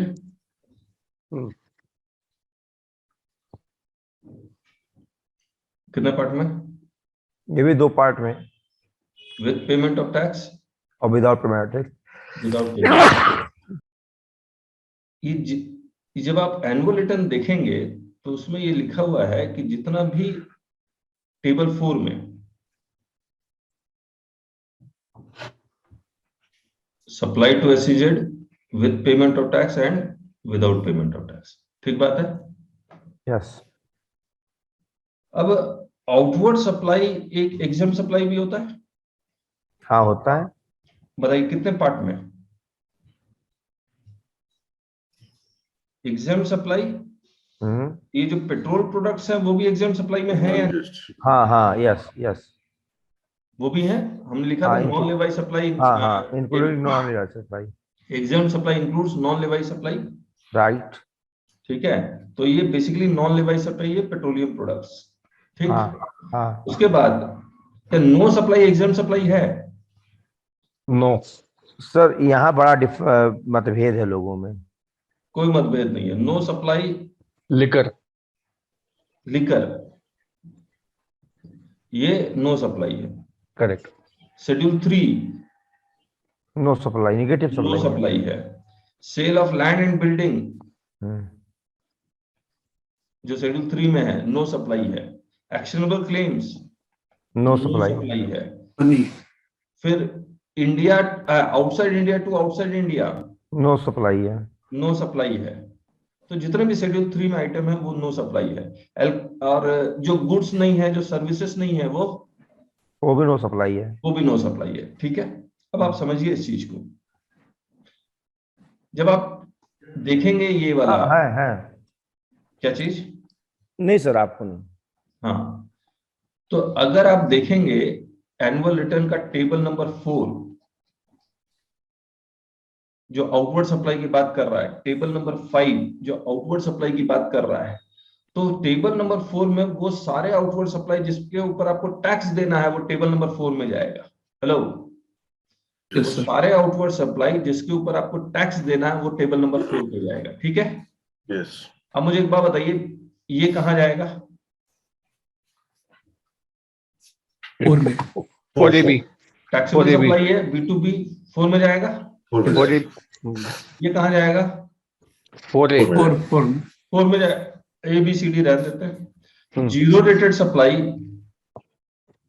4, कौन सा? With With payment, payment of- big payment, supply to SEZ with payment, yes, ये भी 4 में जाएगा। Yes. Hello, Yes, sir. वो आउटवर्ड सप्लाई जिसके ऊपर tax नहीं देना है वो टेबल नंबर 5 में जाएगा। तो बताइए ये कहां जाएगा? Five. ये कहां जाएगा? 5, ये एग्जाम सप्लाई, Five में जाएगा. ये नॉन जीएसटी सप्लाई। Five में जाएगा. क्या ये नो सप्लाई की कहीं भी एंट्री करनी है आपको जिसको जीएसटी से कोई मतलब ही नहीं है?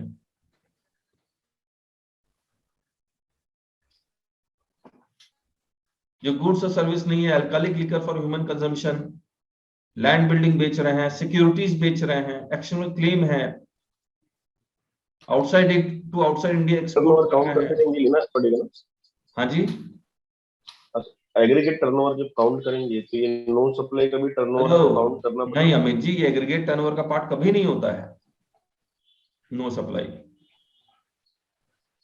Okay. क्या ये जाएगा या नहीं जाएगा? जो आपका मन में आ रहा है वो तो बोल ही दीजिए, आपका कॉमन सेंस जो कहता है वो बोल दीजिए। सर आपका आवाज ब्रेक हो रहा है। अब ठीक है. ओके, मैं फिर से पूछ रहा हूँ, नो सप्लाई क्या एनुअल रिटर्न में जाएगा या नहीं जाएगा? नहीं जाएगा सर। नहीं जाएगा. Common sir. सेंस, नहीं कॉमन सेंस, कॉमन सेंस कहता है नहीं जाएगा। नहीं जाएगा। और 17-18 में कोई नहीं गया था, 18-19 में नहीं गया था, 19-20 में गया था, 20-21 में जाएगा। तो इन्होंने चेंज किया, मैं अभी आपको दिखलाता हूँ। ऐड किया सर, 5 में ऐड किया है। हाँ, 5 में ऐड किया। अब कॉलम नंबर एक चीज और पूछना चाह रहा हूं, अगर मुझे आपका जीएसटी लायबिलिटी निकालनी है तो क्या वो सिर्फ आउटवर्ड सप्लाई की भी होती है या इनवर्ड सप्लाई की भी जीएसटी लायबिलिटी होती है? इनवर्ड सप्लाई की भी होती है। इनवर्ड में होता RCM वाली है. होती है। RCM। तो अगर मैं टेबल 4 से आपकी जीएसटी लायबिलिटी निकालना चाहता हूं, तो अगर मैंने सिर्फ आउटवर्ड सप्लाई ऐड किया है, इनवर्ड सप्लाई आरसीएम वाला ऐड नहीं किया, तो क्या जीएसटी लायबिलिटी निकल पाएगी? नो। मुझे उसको ऐड करना पड़ेगा। हम्म, टेबल 4 में वो भी फिगर मांगनी पड़ेगी, तभी तो आपकी जीएसटी लायबिलिटी निकलेगी। हम्म, दूसरी बात, क्या इनवर्ड सप्लाई जिस पे आरसीएम लग गया, क्या वो एग्रीगेट टर्नओवर का पार्ट बनेगा? नो। वो नहीं बनेगा। इस चीज को ध्यान रखिएगा, मैं आगे बताता हूँ आपको। अब ये फॉर्म देखिए। सर एडवांस पढ़ा आपने सर, हाँ जी, एडवांस। हाँ एडवांस रह गया, ठीक है। सर्विस पे एडवांस वाली बात है। पूरा नजर आ रहा है आपको? हाँ ठीक है, अब ठीक है। अगर पढ़िए क्या लिखा हुआ है, डिटेल्स ऑफ एडवांसेस, एडवांसेस, फिर आगे क्या लिखा हुआ है, इनवर्ड एंड आउटवर्ड सप्लाईज।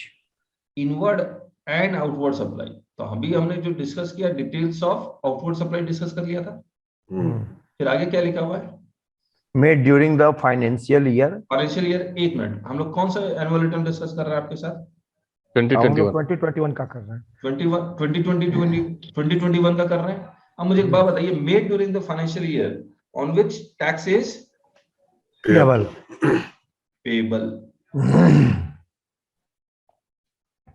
अब मुझे एक बात बताइए, बड़ा इंटरेस्टिंग है।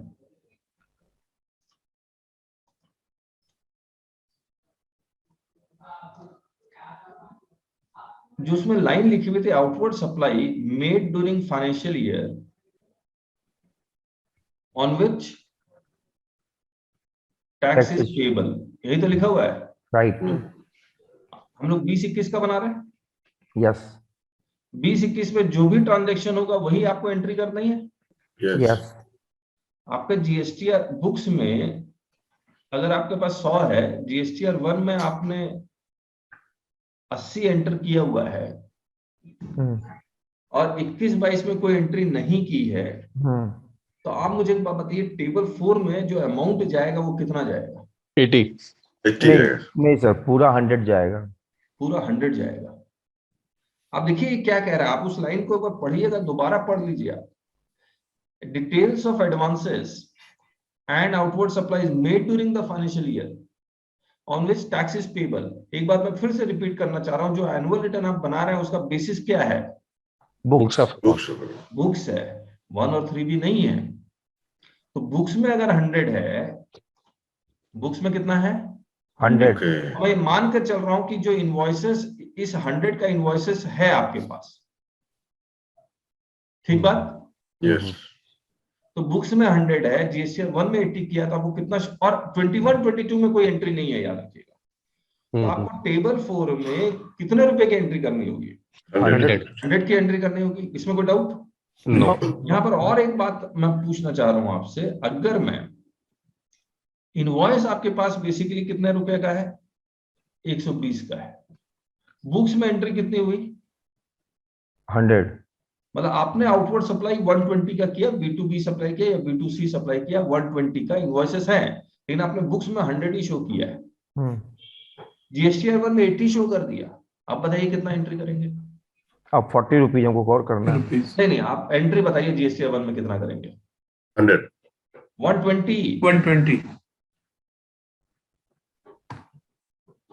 120 एंटर करेंगे। अरे आया बुक्स सर एक कॉम्बिनेशन और बना दीजिए। एक मिनट, हम लोग बनाएंगे, मैं तो अभी धीरे धीरे स्टार्ट कर रहा हूँ, ठीक है ना? अभी मैं कॉम्प्लिकेट नहीं करना चाह रहा हूँ। अब हो सकता है 21-22 में एंट्री अगर होगी तो क्या होगा वो बोलना चाह रहे हो। हाँ लेकिन अभी नहीं, धीरे धीरे। तो अब आप इस लाइन को अगर समझ, एक बार दोबारा पढ़ लीजिए, details of outward supply made during the financial year, और नेक्स्ट फाइनेंशियल ईयर में आपने एंट्री नहीं की है, on which tax is payable. ठीक? यस। अब इसमें ये लिखा हुआ है, details of inward supplies made during the financial year on which tax is payable. कौन सी इनवर्ड सप्लाई के बारे में बात कर रहा है जिसके ऊपर आपको टैक्स देना पड़ रहा है? आरसीएम। जिस इनवर्ड सप्लाई के ऊपर आपको टैक्स नहीं देना है, उसकी एंट्री यहां नहीं होगी, हाँ या ना? नहीं होगी। ठीक है। अब फिर आता है details of advances made during the financial year on which tax is payable. Advances, किस एडवांसेस के ऊपर आपको टैक्स देना पड़ता है? On services. सर्विसेज आएगा ही नहीं। गुड्स? नहीं, गुड्स पे नहीं है। अब देखिए 4 का ए क्या लिखा हुआ है? B2C। Supply made to unregistered person, यानी कि B2C। B2B zero rated supply, ये जीरो रेटेड सप्लाई कौन सा, सप्लाई टू SEZ SEZ नहीं एसईजेड, सर, हाँ with नहीं, payment. यहाँ वो कह रहा है फिर एक्सपोर्ट भी आएगा, SEZ को छोड़ के बात कर रहा है ये, क्या चीज, SEZ को छोड़ के बात कर रहा है। Export with payment. हाँ एसईजेड को छोड़ के बात कर रहा है, इसका मतलब सिर्फ एक्सपोर्ट आएगा, हाँ एक्सपोर्ट आएगा With payment. Payment of tax या without payment of tax, With payment. With With payment payment of लिखा on which tax is payable. Hmm, SEZ को इन्होंने अलग कर दिया, supply to SEZ on payment of tax right, on payment of tax, ठीक है। तो ये आ गया डीम्ड एक्सपोर्ट, डोमेस्टिक सप्लाई में आएगा। Advances on which tax has not ये जो डीम्ड एक्सपोर्ट एडवांस एक्साइजेशन वाला ही है ना, क्या चीज, ये हाँ deemed एडवांस ex- ऑथराइजेशन वाला, हाँ ठीक, एडवांस ऑथराइजेशन वाला। Advances on which tax has been paid but invoice has not been issued, not covered under advance on which tax has been paid but invoice has not been issued, तो क्या issue हुआ होगा, और payment receipt voucher, receipt voucher. Receipt voucher आपने मान लीजिए यहाँ entry नहीं की, क्या डिपार्टमेंट ये पता लगा सकता है कि आपने एडवांसेस इशू किया था, मतलब एडवांसेस लिया था लेकिन आपने यहाँ एंट्री नहीं हाँ की? हाँ कैसे पता लगा लगाएगा? सकता है, कैसे पता वो लगाएगा? डॉक्यूमेंटेशन से GSTR में जो डॉक्यूमेंट्स एंट्री की होगी वहां से पता लगेगा, लेकिन डॉक्यूमेंट में Yes. एंट्री नहीं है तब तो उसको ऑडिट करना पड़ेगा, ठीक बात। हाँ हाँ, और जी ये इंपॉर्टेंट है आपके लिए, inwards inward supply on which tax is to be paid on reverse charge basis, चाहे अनरजिस्टर्ड टू रजिस्टर्ड हो या रजिस्टर्ड टू रजिस्टर्ड हो, सारा एंट्री यही होगा। अरे आया, यस सर, लेकिन ये 4G इसको याद रखिएगा, चल रहा 5G आया नहीं है, 4G एग्रीगेट टर्नओवर का पार्ट नहीं बनता है, हाँ चूंकि ये इनवर्ट सप्लाई है ना, क्योंकि ये इनवर्ड सप्लाई है, ठीक। अब देखिएगा नीचे कैसे कैसे कैलकुलेशन होता है। अब इन सबसे related credit note debit note की भी कहानी आएगी, हाँ आएगी आएगी, वो credit note debit note IJ में है। Credit note issued in respect of transaction specified in B2E above, फिर debit note issued in respect of transaction specified in B2E above, यानी कि ये B2C का क्रेडिट नोट डेबिट नोट नहीं लिख रहा है, क्यों नहीं लिख रहा है? B2CS में तो नेट ऑफ करके डालना है ना। यस, अब आप समझिए इस चीज हाँ। को, यहां पर नेट ऑफ डेबिट नोट और क्रेडिट नोट डालना होता है यहां पर, यानी कि अगर आपने 100 रुपया का इनवॉइस इशू किया, 20 रुपया का डेबिट नोट इशू किया, क्रेडिट नोट 40 रुपया का इशू किया, तो 80 रुपया आपको यहां एंट्री करनी है, ठीक बात। B2B में आपने 100 रुपया का इनवॉइस इशू किया, 20 रुपया का डेबिट नोट इशू किया तो वो तो यहां जाएगा, 40 रुपया का डेबिट क्रेडिट नोट इशू किया तो वो यहां जाएगा, ठीक बात। बिल्कुल, ये गणेश जी से originally ओके सोचा करवाइए। गया था, लेकिन इन्होंने कहा कि भैया ABCDE आपको पास ऑप्शन है कि आप net of credit note debit note डाल सके, यहां अलग से भरने की जरूरत नहीं है। आया? यस सर, पर ये ये optional है। 2021 के लिए है, हाँ जी, ऑप्शनल जो है सर, हाँ जी, 2021 के लिए है सर ऑप्शनल। हाँ 19-20 से ऑप्शनल हो गया, 20-21 में भी चल ही रहा है वो ऑप्शन। एक बात और बता दूं सर आपको, 19-20 में जो मतलब रिस्ट्रिक्शन हटाई थी सर HSN की या और भी चीज, तो वो कंटिन्यू है सर 2021 में। यस कर रहे हैं हम लोग, कर रहे हैं अमित जी। आइए, GSTR 1 में आप इनवॉइसेस का अमेंडमेंट करते हैं या नहीं करते? हाँ करते हैं। तो ये प्लस अमेंडमेंट और माइनस अमेंडमेंट ये K और L में जाएगा, लेकिन इसको अलग से भरने की जरूरत नहीं है, आप ऊपर ही भर दीजिए, ठीक बात। आप मुझे एक बात बताइए, क्या ये IJKL आपको भरना है? नॉट ये मैंडेटरी, ऑप्शन है, आप Optional, चाहे तो optional। भरिए ना तो मत भरिए। हाँ तो ऑप्शनल है तो ऑप्शन को एक्सरसाइज हम लोग नहीं करेंगे। सर यहाँ एक बात और है, हाँ अगर कोई मुझे क्रेडिट नोट रिसीव हुआ तो मैंने 3B में तो उसकी ITC रिवर्स कर दी, तो उसका इम्पैक्ट अगर इसको मैं यहाँ नेट ऑफ कर देता हूँ। एक मिनट राजेश जी, आप कहाँ चले गए? ठीक हम लोग टेबल 4 डिस्कस कर रहे हैं, आप टेबल 6 में चले गए। जो रिसीव हुआ वो तो वहां जाएगा। हाँ हाँ करते हैं ठीक। ठीक। अब आइए,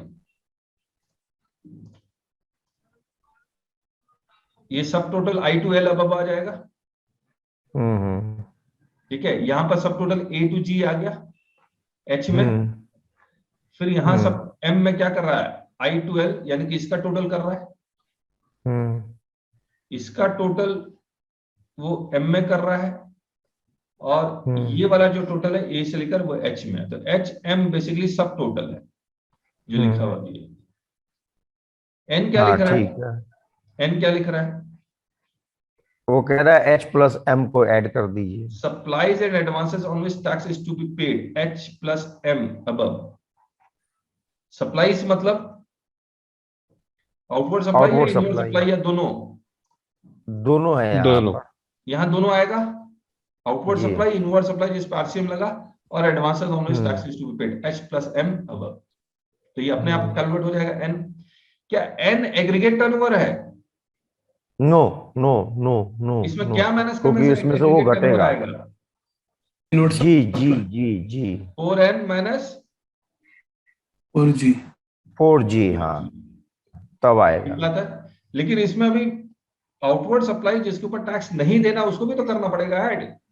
हाँ बिल्कुल करना अभी पड़ेगा। तो एग्रीगेट टर्नओवर आएगा। हाँ अभी यही तो टैक्सेबल की बात है। 9C में चला जाएगा। यही हाँ एग्रीगेट यही टर्नओवर से ऑटो पॉपुलेट होकर 9C में भी जाएगा। अभी देखते हैं 5 में आइए।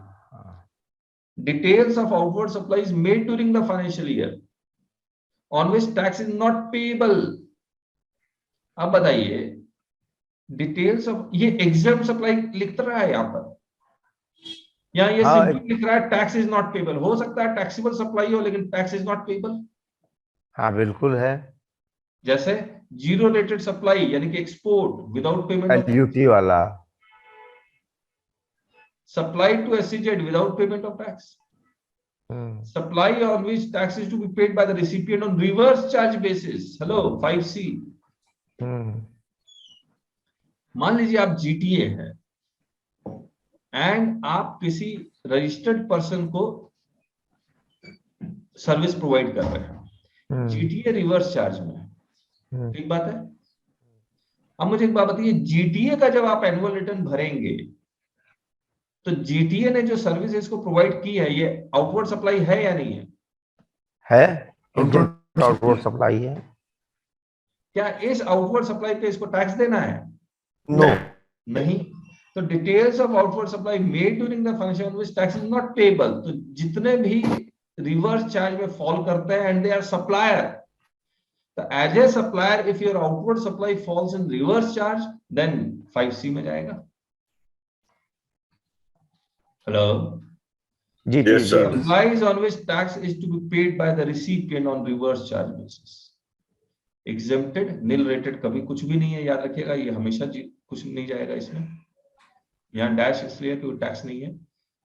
फिर लिख रहा है non GST supply includes no supply. Yeah.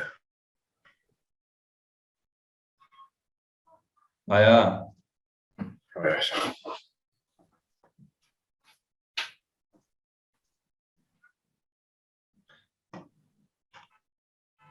तो यहाँ नो इंक्लूड्स नो सप्लाई में आएगा sale of securities, sale of land and building, schedule 3, यानी शेड्यूल 3 के सारे ट्रांजैक्शन भी आपको यहाँ भरने होंगे। सर यहाँ जैसे मैं बीच में थोड़ा डिस्टर्ब हो गया था, ये बताइए क्या यहाँ पे अल्कोहल लिकर आएगा कि नहीं आएगा? बिल्कुल आएगा, बिल्कुल आएगा। अल्कोहलिक लिकर तो आएगा ही आएगा, ये भी लिख देते हैं हम लोग। ह्यूमन कंजम्पशन, तो यहाँ पर हमने alcoholic liquor for human consumption भी लिख ही दिया है। लेकिन एक बात बताइए, ये जो हमने इंक्लूड्स नो सप्लाई लिखा है, आपने किसी ने क्वेश्चन नहीं किया कि ये कहाँ पर लिखा हुआ है कि सर इंक्लूड्स नो सप्लाई? ये सर उसमें है ना एग्जाम सप्लाई के डेफिनेशन में। नहीं है। ओ हो, अब कहाँ, अभी हमने बताया आपके साथ exempt supply includes non GST supply. मैं उस समय नहीं था, वही तो मैंने आपसे कहा, अच्छा, थोड़ा सा हट गया था। नो सप्लाई एग्जाम सप्लाई के डेफिनेशन में नहीं है, फिर भी ये क्यों लिख रहे हैं? नहीं नहीं, ये कहाँ लिखा हुआ, बस ये जानना चाह रहा हूं मैं पहले आपके साथ एग्जाम सप्लाई का डेफिनेशन दोबारा डिस्कस करता हूं।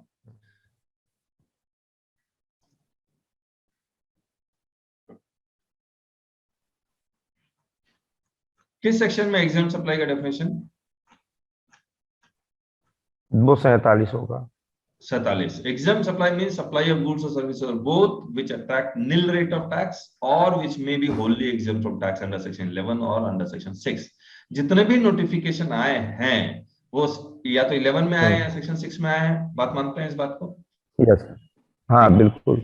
And includes non taxable supply. Non taxable supply मतलब जिसपे जो out non taxable petroleum supply, products, non levy supply, petroleum non केवल लेवाई बस सप्लाई। वही आ रहा है, इसीलिए मैंने ह्यूमन अल्कोहल की बात की यहाँ, हाँ जी, इसीलिए मैंने ह्यूमन अल्कोहल की बात की।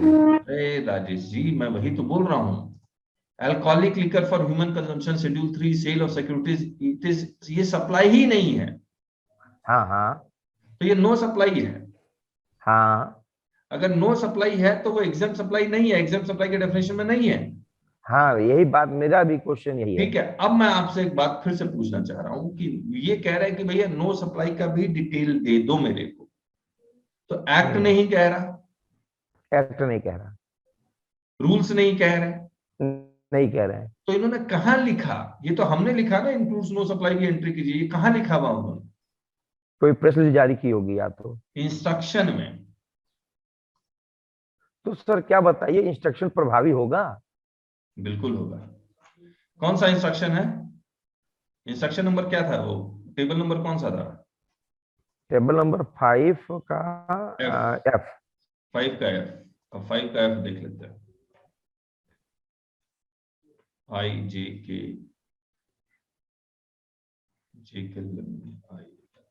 ये रहा है, ये देखिए।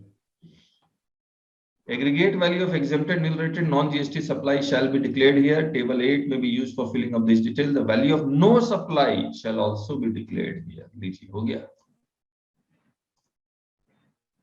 17, 18, 18, 19, 19, 20, 20, 21, और ये बाद में एंट्री हुई है, अभी एंट्री नहीं हुई है। 19, 20, ये देखिए 19, 19 सब्स्टिट्यूटेड फॉर एंड 19, 20 एंड 18, 19, ये पता नहीं लग रहा, ये बाद में एंट्री हुई है। द वैल्यू, ये बात तो ठीक है, यहाँ इंस्ट्रक्शन में उन्होंने भले दे दिया, लेकिन ये पावर कहाँ से ला रहे हैं? इंस्ट्रक्शन दे देंगे तो वो ऐड हो जाएगा जाके। ना, पावर कहीं से नहीं आ रहा है। पावर आ भी रहा होगा तो एक्ट और रूल्स को दोबारा पढ़ना पड़ेगा। उनको फॉर्म बनाने का पावर है या नहीं?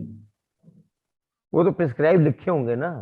अरे फॉर्म बनाने का पावर है तो फॉर्म में वो कुछ भी लिखे, कुछ भी लिखे, लेकिन उन्होंने एक्ट और उसको तो लेना पड़ेगा ना। चलिए खूब, अब इसको और लीगल पॉइंट और बाद में डिस्कस कर लेंगे, लेकिन फिलहाल ये है कि इस फॉर्म क्योंकि में, एक इसलिए मैं पूछ रहा हूँ, एक अल्कोहल लेकर में एक मैटर फंसा। हाँ, वो 3B में दाखिल करते रहे। आपसे जब हमारी क्लास में चर्चा हुई थी कि हम लोग 3B में नॉन GST इनवर्ड सप्लाई जो हम लोग एग्जाम से परचेज करते थे वहां डालते थे, तो आपने कहा कि यहाँ अल्कोहल लेकर आ ही नहीं सकता, सिर्फ हम लोग पेट्रोलियम प्रोडक्ट का ही डिटेल केवल जाएगा नॉन GST सप्लाई में। अब देखिए एक बात बताइए मुझे, नो सप्लाई का डिटेल क्या कभी भी उन्होंने GSTR 1 में मांगा है? कहिए हाँ या ना। 3B में मांगा है? नहीं नहीं, ना 1 में मांगा है ना 3B में मांगा, कभी नहीं मांगा। अगर एक बार 3B अगर आप चेक करते हैं तो 3B में लिखा हुआ है from a supplier under composition, ये रहा टेबल नंबर 5 3B का, value of exempt nil rated and non GST inward supplies. तो यहां पर वो इनवर्ड सप्लाई के डिटेल में भी नॉन GST सप्लाई मांग रहे हैं, नो सप्लाई का डिटेल नहीं है, ना किसी इंस्ट्रक्शन में लिखा हुआ। अगर मैं आप GSTR 1 देखूं GSTR 1 एक मिनट मुझे दिखलाता हूँ।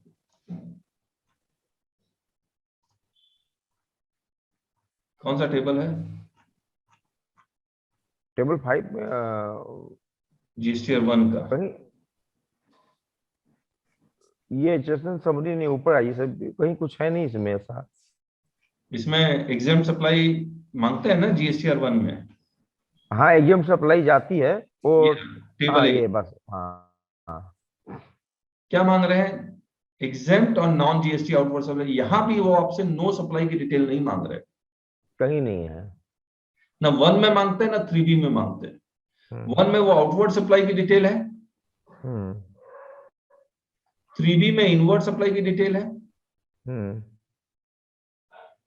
तो ये कहीं नहीं मांग रहे, लेकिन अचानक से उनको लगा कि नहीं नहीं नहीं एनुअल रिटर्न में मांग लिया जाना चाहिए, तो वो मांग रहे हैं। इसीलिए मैं पूछ रहा हूँ कि पावर कहाँ से ला रहे हैं ये मांगने का।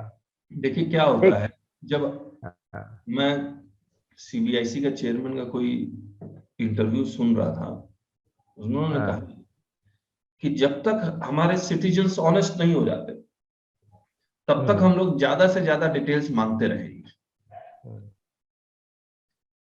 और उनको डर, जो मुझे लगता है, मान लीजिए आपने कोई आउटवर्ड सप्लाई 100 रुपया का किया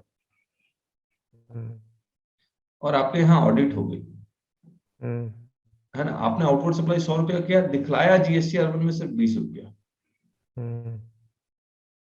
GSTR 1 में वो क्या मांग रहे थे? एग्जाम सप्लाई प्लस 3B में वो क्या मांग रहे थे? एग्जाम सप्लाई की डिटेल, है ना। यहाँ पर वो नॉन GST सप्लाई की डिटेल नहीं मांग रहे थे, ठीक बात है। यस मैं वो फिर से बोल रहा हूँ, आउटवर्ड सप्लाई आपका कितना हुआ? 100। 100 आपने GSTR 1 में शो कितना किया है? 20 as a taxable 20 supply. Exempt supply 0 हाँ किया और यहाँ भी 0 शो किया, ठीक बात है। ठीक है। जब ऑडिट हो गई तो ये कहता है कि भैया सर ऐसा है कि ये जो 100 रुपए क्या है जो आपने पकड़ा है, वो तो अपवर्ड ठीक सप्लाई पकड़ा है, लेकिन बाकी अल्कोहलिक लिकर का है 80 रुपया। तो ये 80 रुपया वो GSTR 1 के साथ मैच नहीं कर सकते, 3B के साथ मैच नहीं कर सकते, ठीक बात है। ना ना अब अगर मैचिंग अगर होगी भी तो एनुअल रिटर्न में ही होगी, क्योंकि वो यहाँ मांग रहे हैं। मैचिंग तो करने की ऑडिट रिपोर्ट भी ले सकते हैं इनकम टैक्स की, वहां भी मैच करेगा। नहीं तो मैच तो हो जाएगा, लेकिन 100 का 100 हाँ तो इनकम टैक्स में मैच हो गया, लेकिन मैंने हाँ GST 20 में ही दिया, बाकी 80 में नहीं दिया। मैं ये क्लेम कर रहा हूँ ये 80 तो alcoholic liquor for human consumption का है। नहीं तो ठीक है वो वहां पे एग्जाम सप्लाई जब वो लिख रहे हैं तो वहीं पे उसको भी डिफरेंशियल में ऐड कर देना चाहिए था। अरे क्या हो जाना चाहिए था वो छोड़ दीजिए। मैं ये इसका रीजन दे रहा था आपको। मैं समझ गया हूँ आपकी बात को। अब आगे बढ़ते हैं, उसको हम लोग इसी में फंस हमने जाए। सर एक चीज 1 मिनट बस रिकॉर्डिंग रोक दें। मैं ये किया कि एक तो ये 5 ABCDEF हो गया। Zero rated supply, supply to SEZ without payment of tax. Outward supply जिसके ऊपर रिवर्स चार्ज है, exempted non GST supply, non GST supply shall also include no supply. फिर इन सबसे related credit note debit note, आप उसको net off debit note credit note भर सकते हैं इन सबको भी। तो अब आगे बढ़ते हैं। अब देखिए सब टोटल क्या हो गया? H2K हो गया। Turnover on which tax is not to be paid G+L above हो गया। G और ये L। देखिए टोटल टर्नओवर क्या कर रहा है? Total turnover including advances 4N plus 5M minus 4G above. 4G inward supply वाला इनवर्स सप्लाई वाला, यही वाला ऑटो पॉपुलेट हो जाएगा कहां पर? और 9C में चला जाएगा, टेबल शायद 12 है। हाँ GST 9C में ये चला जाएगा, यहाँ लिख देता हूं मैं। ठीक है सर, जितने, हेलो सर, हाँ जितने आपके अभी 9 के जितने हमने कॉलम डिस्कस किया ना सर, B2C B2B सभी है ना सर, ये हाँ सब GST अकाउंट से ऑटोमेटिक आते फिगर सर, ये सब ये। हाँ ये मैं एक चीज मैं बता देता हूँ। देखिए होगा क्या, ये देखिए हमने यहाँ लिखा है ये जितने भी फिगर है 4 में या 5 में, ये ऑटो पॉपुलेट होगा कहां से आएगा? GSTR 1 से। GSTR 1 से। मान लीजिए GSTR 1 से आपका B2B आ गया 100, टैक्स आ गया सी का ये, एस का ये, इसका ये और इसका 0। ठीक है। जब आपने बुक्स देखा तो बुक्स में B2B था,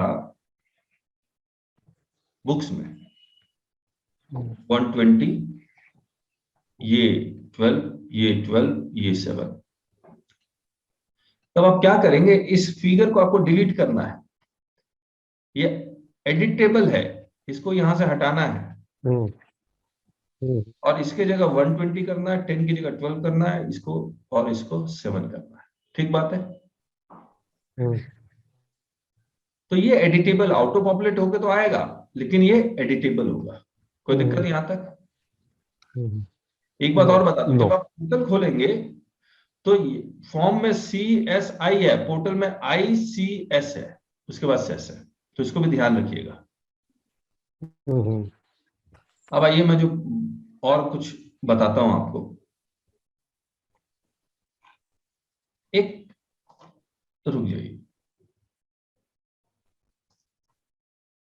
टेबल 4 और टेबल 5 हमने क्या कहा, आउटपुट सप्लाई आप भर रहे हैं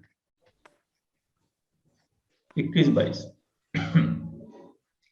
अगर आपके बुक्स में टैक्स है 10 रुपया या 100 रुपया, आपने GSTR 1 में 80 रुपया भरा है, 21-22 में कोई 21-22 के 30 सितंबर तक आप करेक्शन कर सकते थे। आप ये 20 रुपया आप यहाँ के अप्रैल 3B में, मई, जून, जुलाई, अगस्त, सितंबर के 3B में करेक्शन कर सकते थे, आपने नहीं किया। तब आप क्या करेंगे, जो टेबल 4 में आप कितना शो करेंगे फिर? 100 कितना शो करेंगे? 100 शो करेंगे। लेकिन अगर ऐसा हो, आपने 20 यहां शो किया हुआ है, 21-22 में, मई के 3B में या अप्रैल से लेकर सितंबर के 3 में 20 ऑलरेडी शो किया हुआ है आपने। तब आप क्या करेंगे? फिर अब ये कहता है कि टेबल 4 में तो 80 शो कीजिए, लेकिन अगर आपने कोई डेटा नेक्स्ट फाइनेंशियल ईयर में शो किया है, अगर शो किया है तो टेबल नंबर 10 या 11 में शो कीजिए। राया जी यस सर। अब आप देखिए, मैं आपको बता रहा हूं, 4-5 से रिलेटेड कोई भी डेटा, 4 और 5 से रिलेटेड कोई भी डेटा अगर आपने नेक्स्ट फाइनेंशियल ईयर में अगर शो किया है तो, हेलो मैं फिर से बोल रहा हूं, अगर शो किया है तो तभी ये टेबल नंबर 10 और 11 यूज करना है। सप्लाईज और tax declare through amendments plus net off debit note. मैं पहले इसका हेडिंग पढ़ता हूं, वो ज्यादा जरूरी है।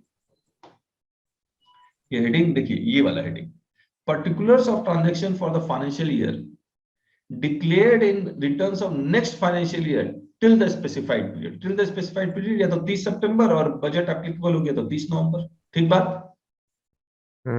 फिर से, particulars of transaction for the financial year declared in the returns of next financial year। 20-21 का कोई भी डेटा अगर आपने 21-22 में शो किया है तो यहां आएगा, नहीं किया है तो ऊपर ही आएगा टेबल 4 हो या 5। राया ओके सर। तो ये 10 में प्लस करना है, 11 में माइनस करना है। अब मुझे एक बात बताइए, फिर से रिपीट कर रहा हूं, 20-21, 21-22, ये 30 सितंबर कट ऑफ डेट है, या 30 नवंबर जब आप होगा तो होगा। आपका बुक्स कितना कह रहा है? 120 मान लीजिए 100 कह रहा है। आपने GSTR 1 में कितना शो किया? 80 यहां के GSTR 1 में कितना शो किया? 20 मान लीजिए मई का 3B में, मई का 1 है, मई का GSTR 1 है, इसमें मई का तो टर्नओवर होगा ही होगा, प्लस आपने 20 रुपए से और बढ़ा दिया, यही तो होगा। Yes sir. GSTR 1 में 80, यहां कितना शो किया? 20। बुक्स ऑफ अकाउंट से साथ मैच कर गया या नहीं कर गया? हेलो, कर गया। कर गया। एनुअल रिटर्न में ऑटो पॉपुलेट होकर डेटा कितना आएगा? 80। इसको आपको एडिट करके कुछ नहीं करना, नहीं करना, क्योंकि बीच में टेबल 10 में जाऊंगा। लेकिन टेबल 10 में कोई ऑटो पॉपुलेट होकर डेटा नहीं आ सकता। हेलो, नहीं आ सकता। क्यों नहीं आ सकता? यस, क्योंकि मे क्योंकि वो मतलब छूट गया। जीएसटीआर 1 में तो मे का भी टर्नओवर होगा और आपने पुराना टर्नओवर भी इसमें ऐड किया होगा, तो एनुअल रिटर्न ये आइडेंटिफाई नहीं कर सकता।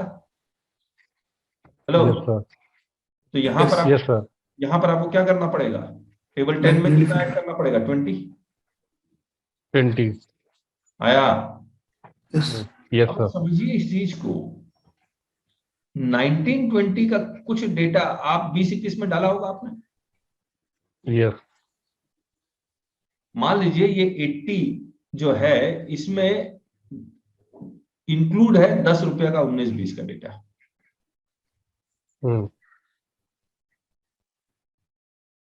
ठीक है, आप बताइए बुक्स में कितना? 100। आपने जीएसटीआर 1 में ये 20-21 का डेटा है, याद रखिएगा। जीएसटीआर 1 में कितना शो किया? 70। 80 शो किया। 70 शो किया। हाँ, 20-21 का 70 शो किया। 20-21 का तो 70 ही शो किया, और 21-22 में 20 रुपया शो किया। कितना टोटल शो किया? 90। डिफरेंस कितना है? 10। 10 आपको कहाँ एक्स्ट्रा कहाँ शो करेंगे आप? टेबल 4 में। टेबल 4 में। आप याद रखिएगा 10-11 में मत शो कीजिएगा, 10-11 में वही डेटा आएगा जो आपने नेक्स्ट फाइनेंशियल में डिक्लेयर किया है, वरना टेबल 4 में ही आएगा। अरे आया? जी यस सर। जीएसटीआर 1 में सर अमेंडमेंट की जो डिटेल है ना, वो अलग दिखाता भी है। क्या चीज? जीएसटीआर 1 में जो भी अमेंडमेंट हम करते हैं उसका अलग टेबल ही दिखाता है वो। अच्छा, ठीक है, ठीक है, ठीक है, उसको देखते हैं। तो यहां पर अब आप टेबल 4 में कितना शो करेंगे? अब 70 10 80 शो करेंगे। 70 + 10 80 शो कर देंगे। 20 आपने डिक्लेयर किया ही बात, लेकिन आपने यहाँ 20 डिक्लेयर नहीं किया होता तो यहाँ 100 करना पड़ता, 30 ऐड करना पड़ता टेबल 4 में। अरे आया? Yes sir. अब आप समझिए, टेबल 4 + 10 - 11,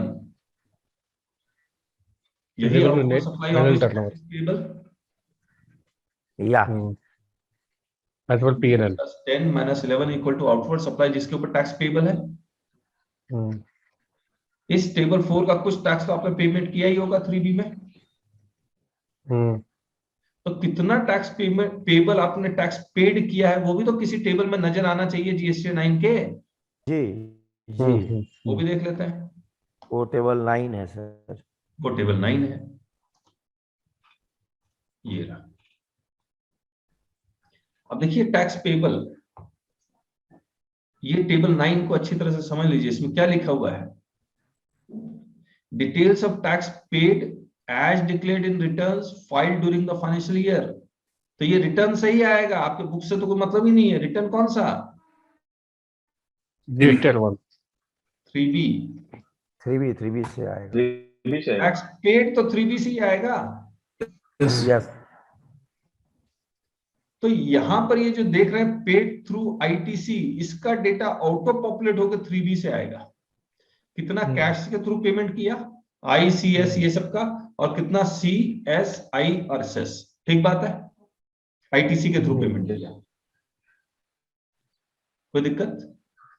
ये जो टेबल है ना सर 9, ये टेबल नॉन एडिटेबल है सर। ये हाँ, नहीं, ये पहला वाला जहाँ पेएबल है वो एडिटेबल है। Non editable.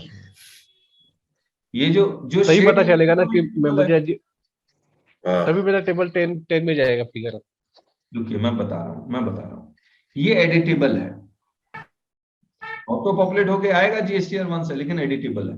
यस, ठीक है। आप देखिए टेबल 4 में आपने कितना किया, ऑटो पॉपुलेट होके आया था 80। आपने टेबल 4 में 80 को कितना कर दिया? 100। मान लीजिए IGST था, तो यहां पर 80 ऑटो पॉपुलेट होके आया होगा। 80 आपने कैश के थ्रू पे किया होगा। हाँ अब आप टेबल 4 में इस 80 को 100 कर रहे हैं। हेलो, यस यस तो यहां भी आप इस 80 को 100 कर दीजिए। Right Yes. अब आपका टैक्स पेबल 100 है, टैक्स पेड थ्रू कैश कितना है 80 है, 80.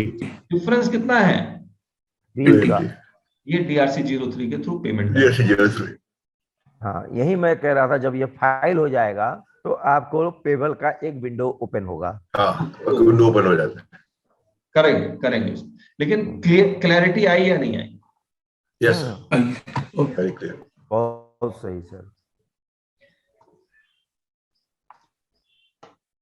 चलिए अब एक बात बताइए फिर से, 4 10 नहीं, हेलो 11 सर, एक मिनट सर। 9। गणेश जी कुछ कह रहे हैं? हाँ सर, अभी तो हम DRC3 का बात किया, अगर समझो लाइबिलिटी मैंने अगला साल पे किया होगा तो लाइबिलिटी मतलब DRC3 का इश्यू नहीं आएगा सर ना? फिर से अगर कहिए। मेरा कोई लाइबिलिटी मैंने अगला साल पे किया 20 अगला साल में 21-22 अच्छा वो आ रहा है एक मिनट गणेश जी, वो आ रहा है। हम्म। टेबल 9 किसकी लाइबिलिटी निकाल रहा है? Outward supply. टेबल 4 की। ओके ठीक है, अब 10-11 में आते हैं, इसको समझते हैं 10-11 की क्या कहा। 20-21 21-22 आपके बुक्स में टैक्स आ रहा था मान लीजिए 100, आपने 1 में शो किया 80, 3B में पे कर दिया 80, कोई दिक्कत यहाँ पर? ना यहां पर आपने शो किया 20, 1 में शो किया 20, 3B में शो किया 20, कोई दिक्कत? नो बहुत ही सिंपल सा केस है। अब आप बताइए 4 एनुअल रिटर्न के टेबल 4 में क्या भरेंगे आप? 4 में 80 आएगा 80, 9 में क्या आएगा? और 9 में भी 80 आएगा, 100 आएगा. 9 में 100 आएगा, क्या आएगा? 80 आएगा 80 80 आएगा ऑटो पॉपुलेटेड. पेड में कितना आएगा? और उसमें 20 आएगा। 10 में भी 80 तो आएगा। 3B 80 आएगा 3 भी 80। हेलो, क्लियर है? हाँ 80 आएगा 80 आएगा ना? हाँ GST बिल्कुल, से ऑटो पॉपुलेट होके आया 80, 3B से ऑटो पॉपुलेट होके आया 80, 0 हाँ 80 आएगा। 80 है, तो मैच तो कर रहा है सब कुछ। अब आइए 10 में कितना शो करेंगे आप? 20 20। 20. 20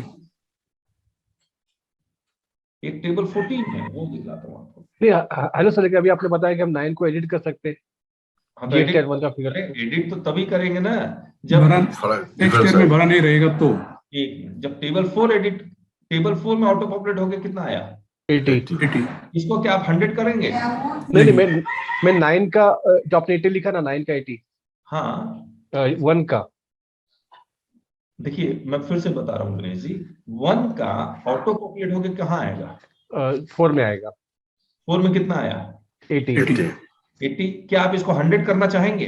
नहीं, मैं 9 वाला बोल रहा हूँ, टेबल 9, क्यों नहीं कर रहे हैं 100? क्योंकि हमको आगे टेबल 10 में स्कोप मिल रहा है दिखाने के हाँ लिए। क्योंकि आप 21-22 में शो कर चुके हैं, तो 80 टेबल 4 में रहा, 80 ऑटो पॉपुलेट होके आ गया। Yes. लेकिन आप इस 80 को 100 करते हैं, तब यहां पर आपको 9 में 100 करना पड़ता है। अगर आप अमेंडमेंट नहीं किए होते गणेश जी तब आपको जरूरत पड़ती। अब देखिए मैं आपको दिखला रहा हूं गणेश जी, थोड़ा सा रुकिए एक मिनट। एक टेबल 14 है, ये टेबल 14 क्या करता है, इसको हटाना होगा। Differential tax paid on account of declaration in 10 and 11 above. अब आप बताइए 21-22 में आपने 20 शो किया था, 20 पे किया, 20 यहां लिख दीजिए और आया। अब देखिए फिर से टेबल 4 में कितना ऑटो पॉपुलेट होके आ रहा है? 80। 9 में कितना ऑटो पॉपुलेट होके आ रहा है? 80 पे कितना किया?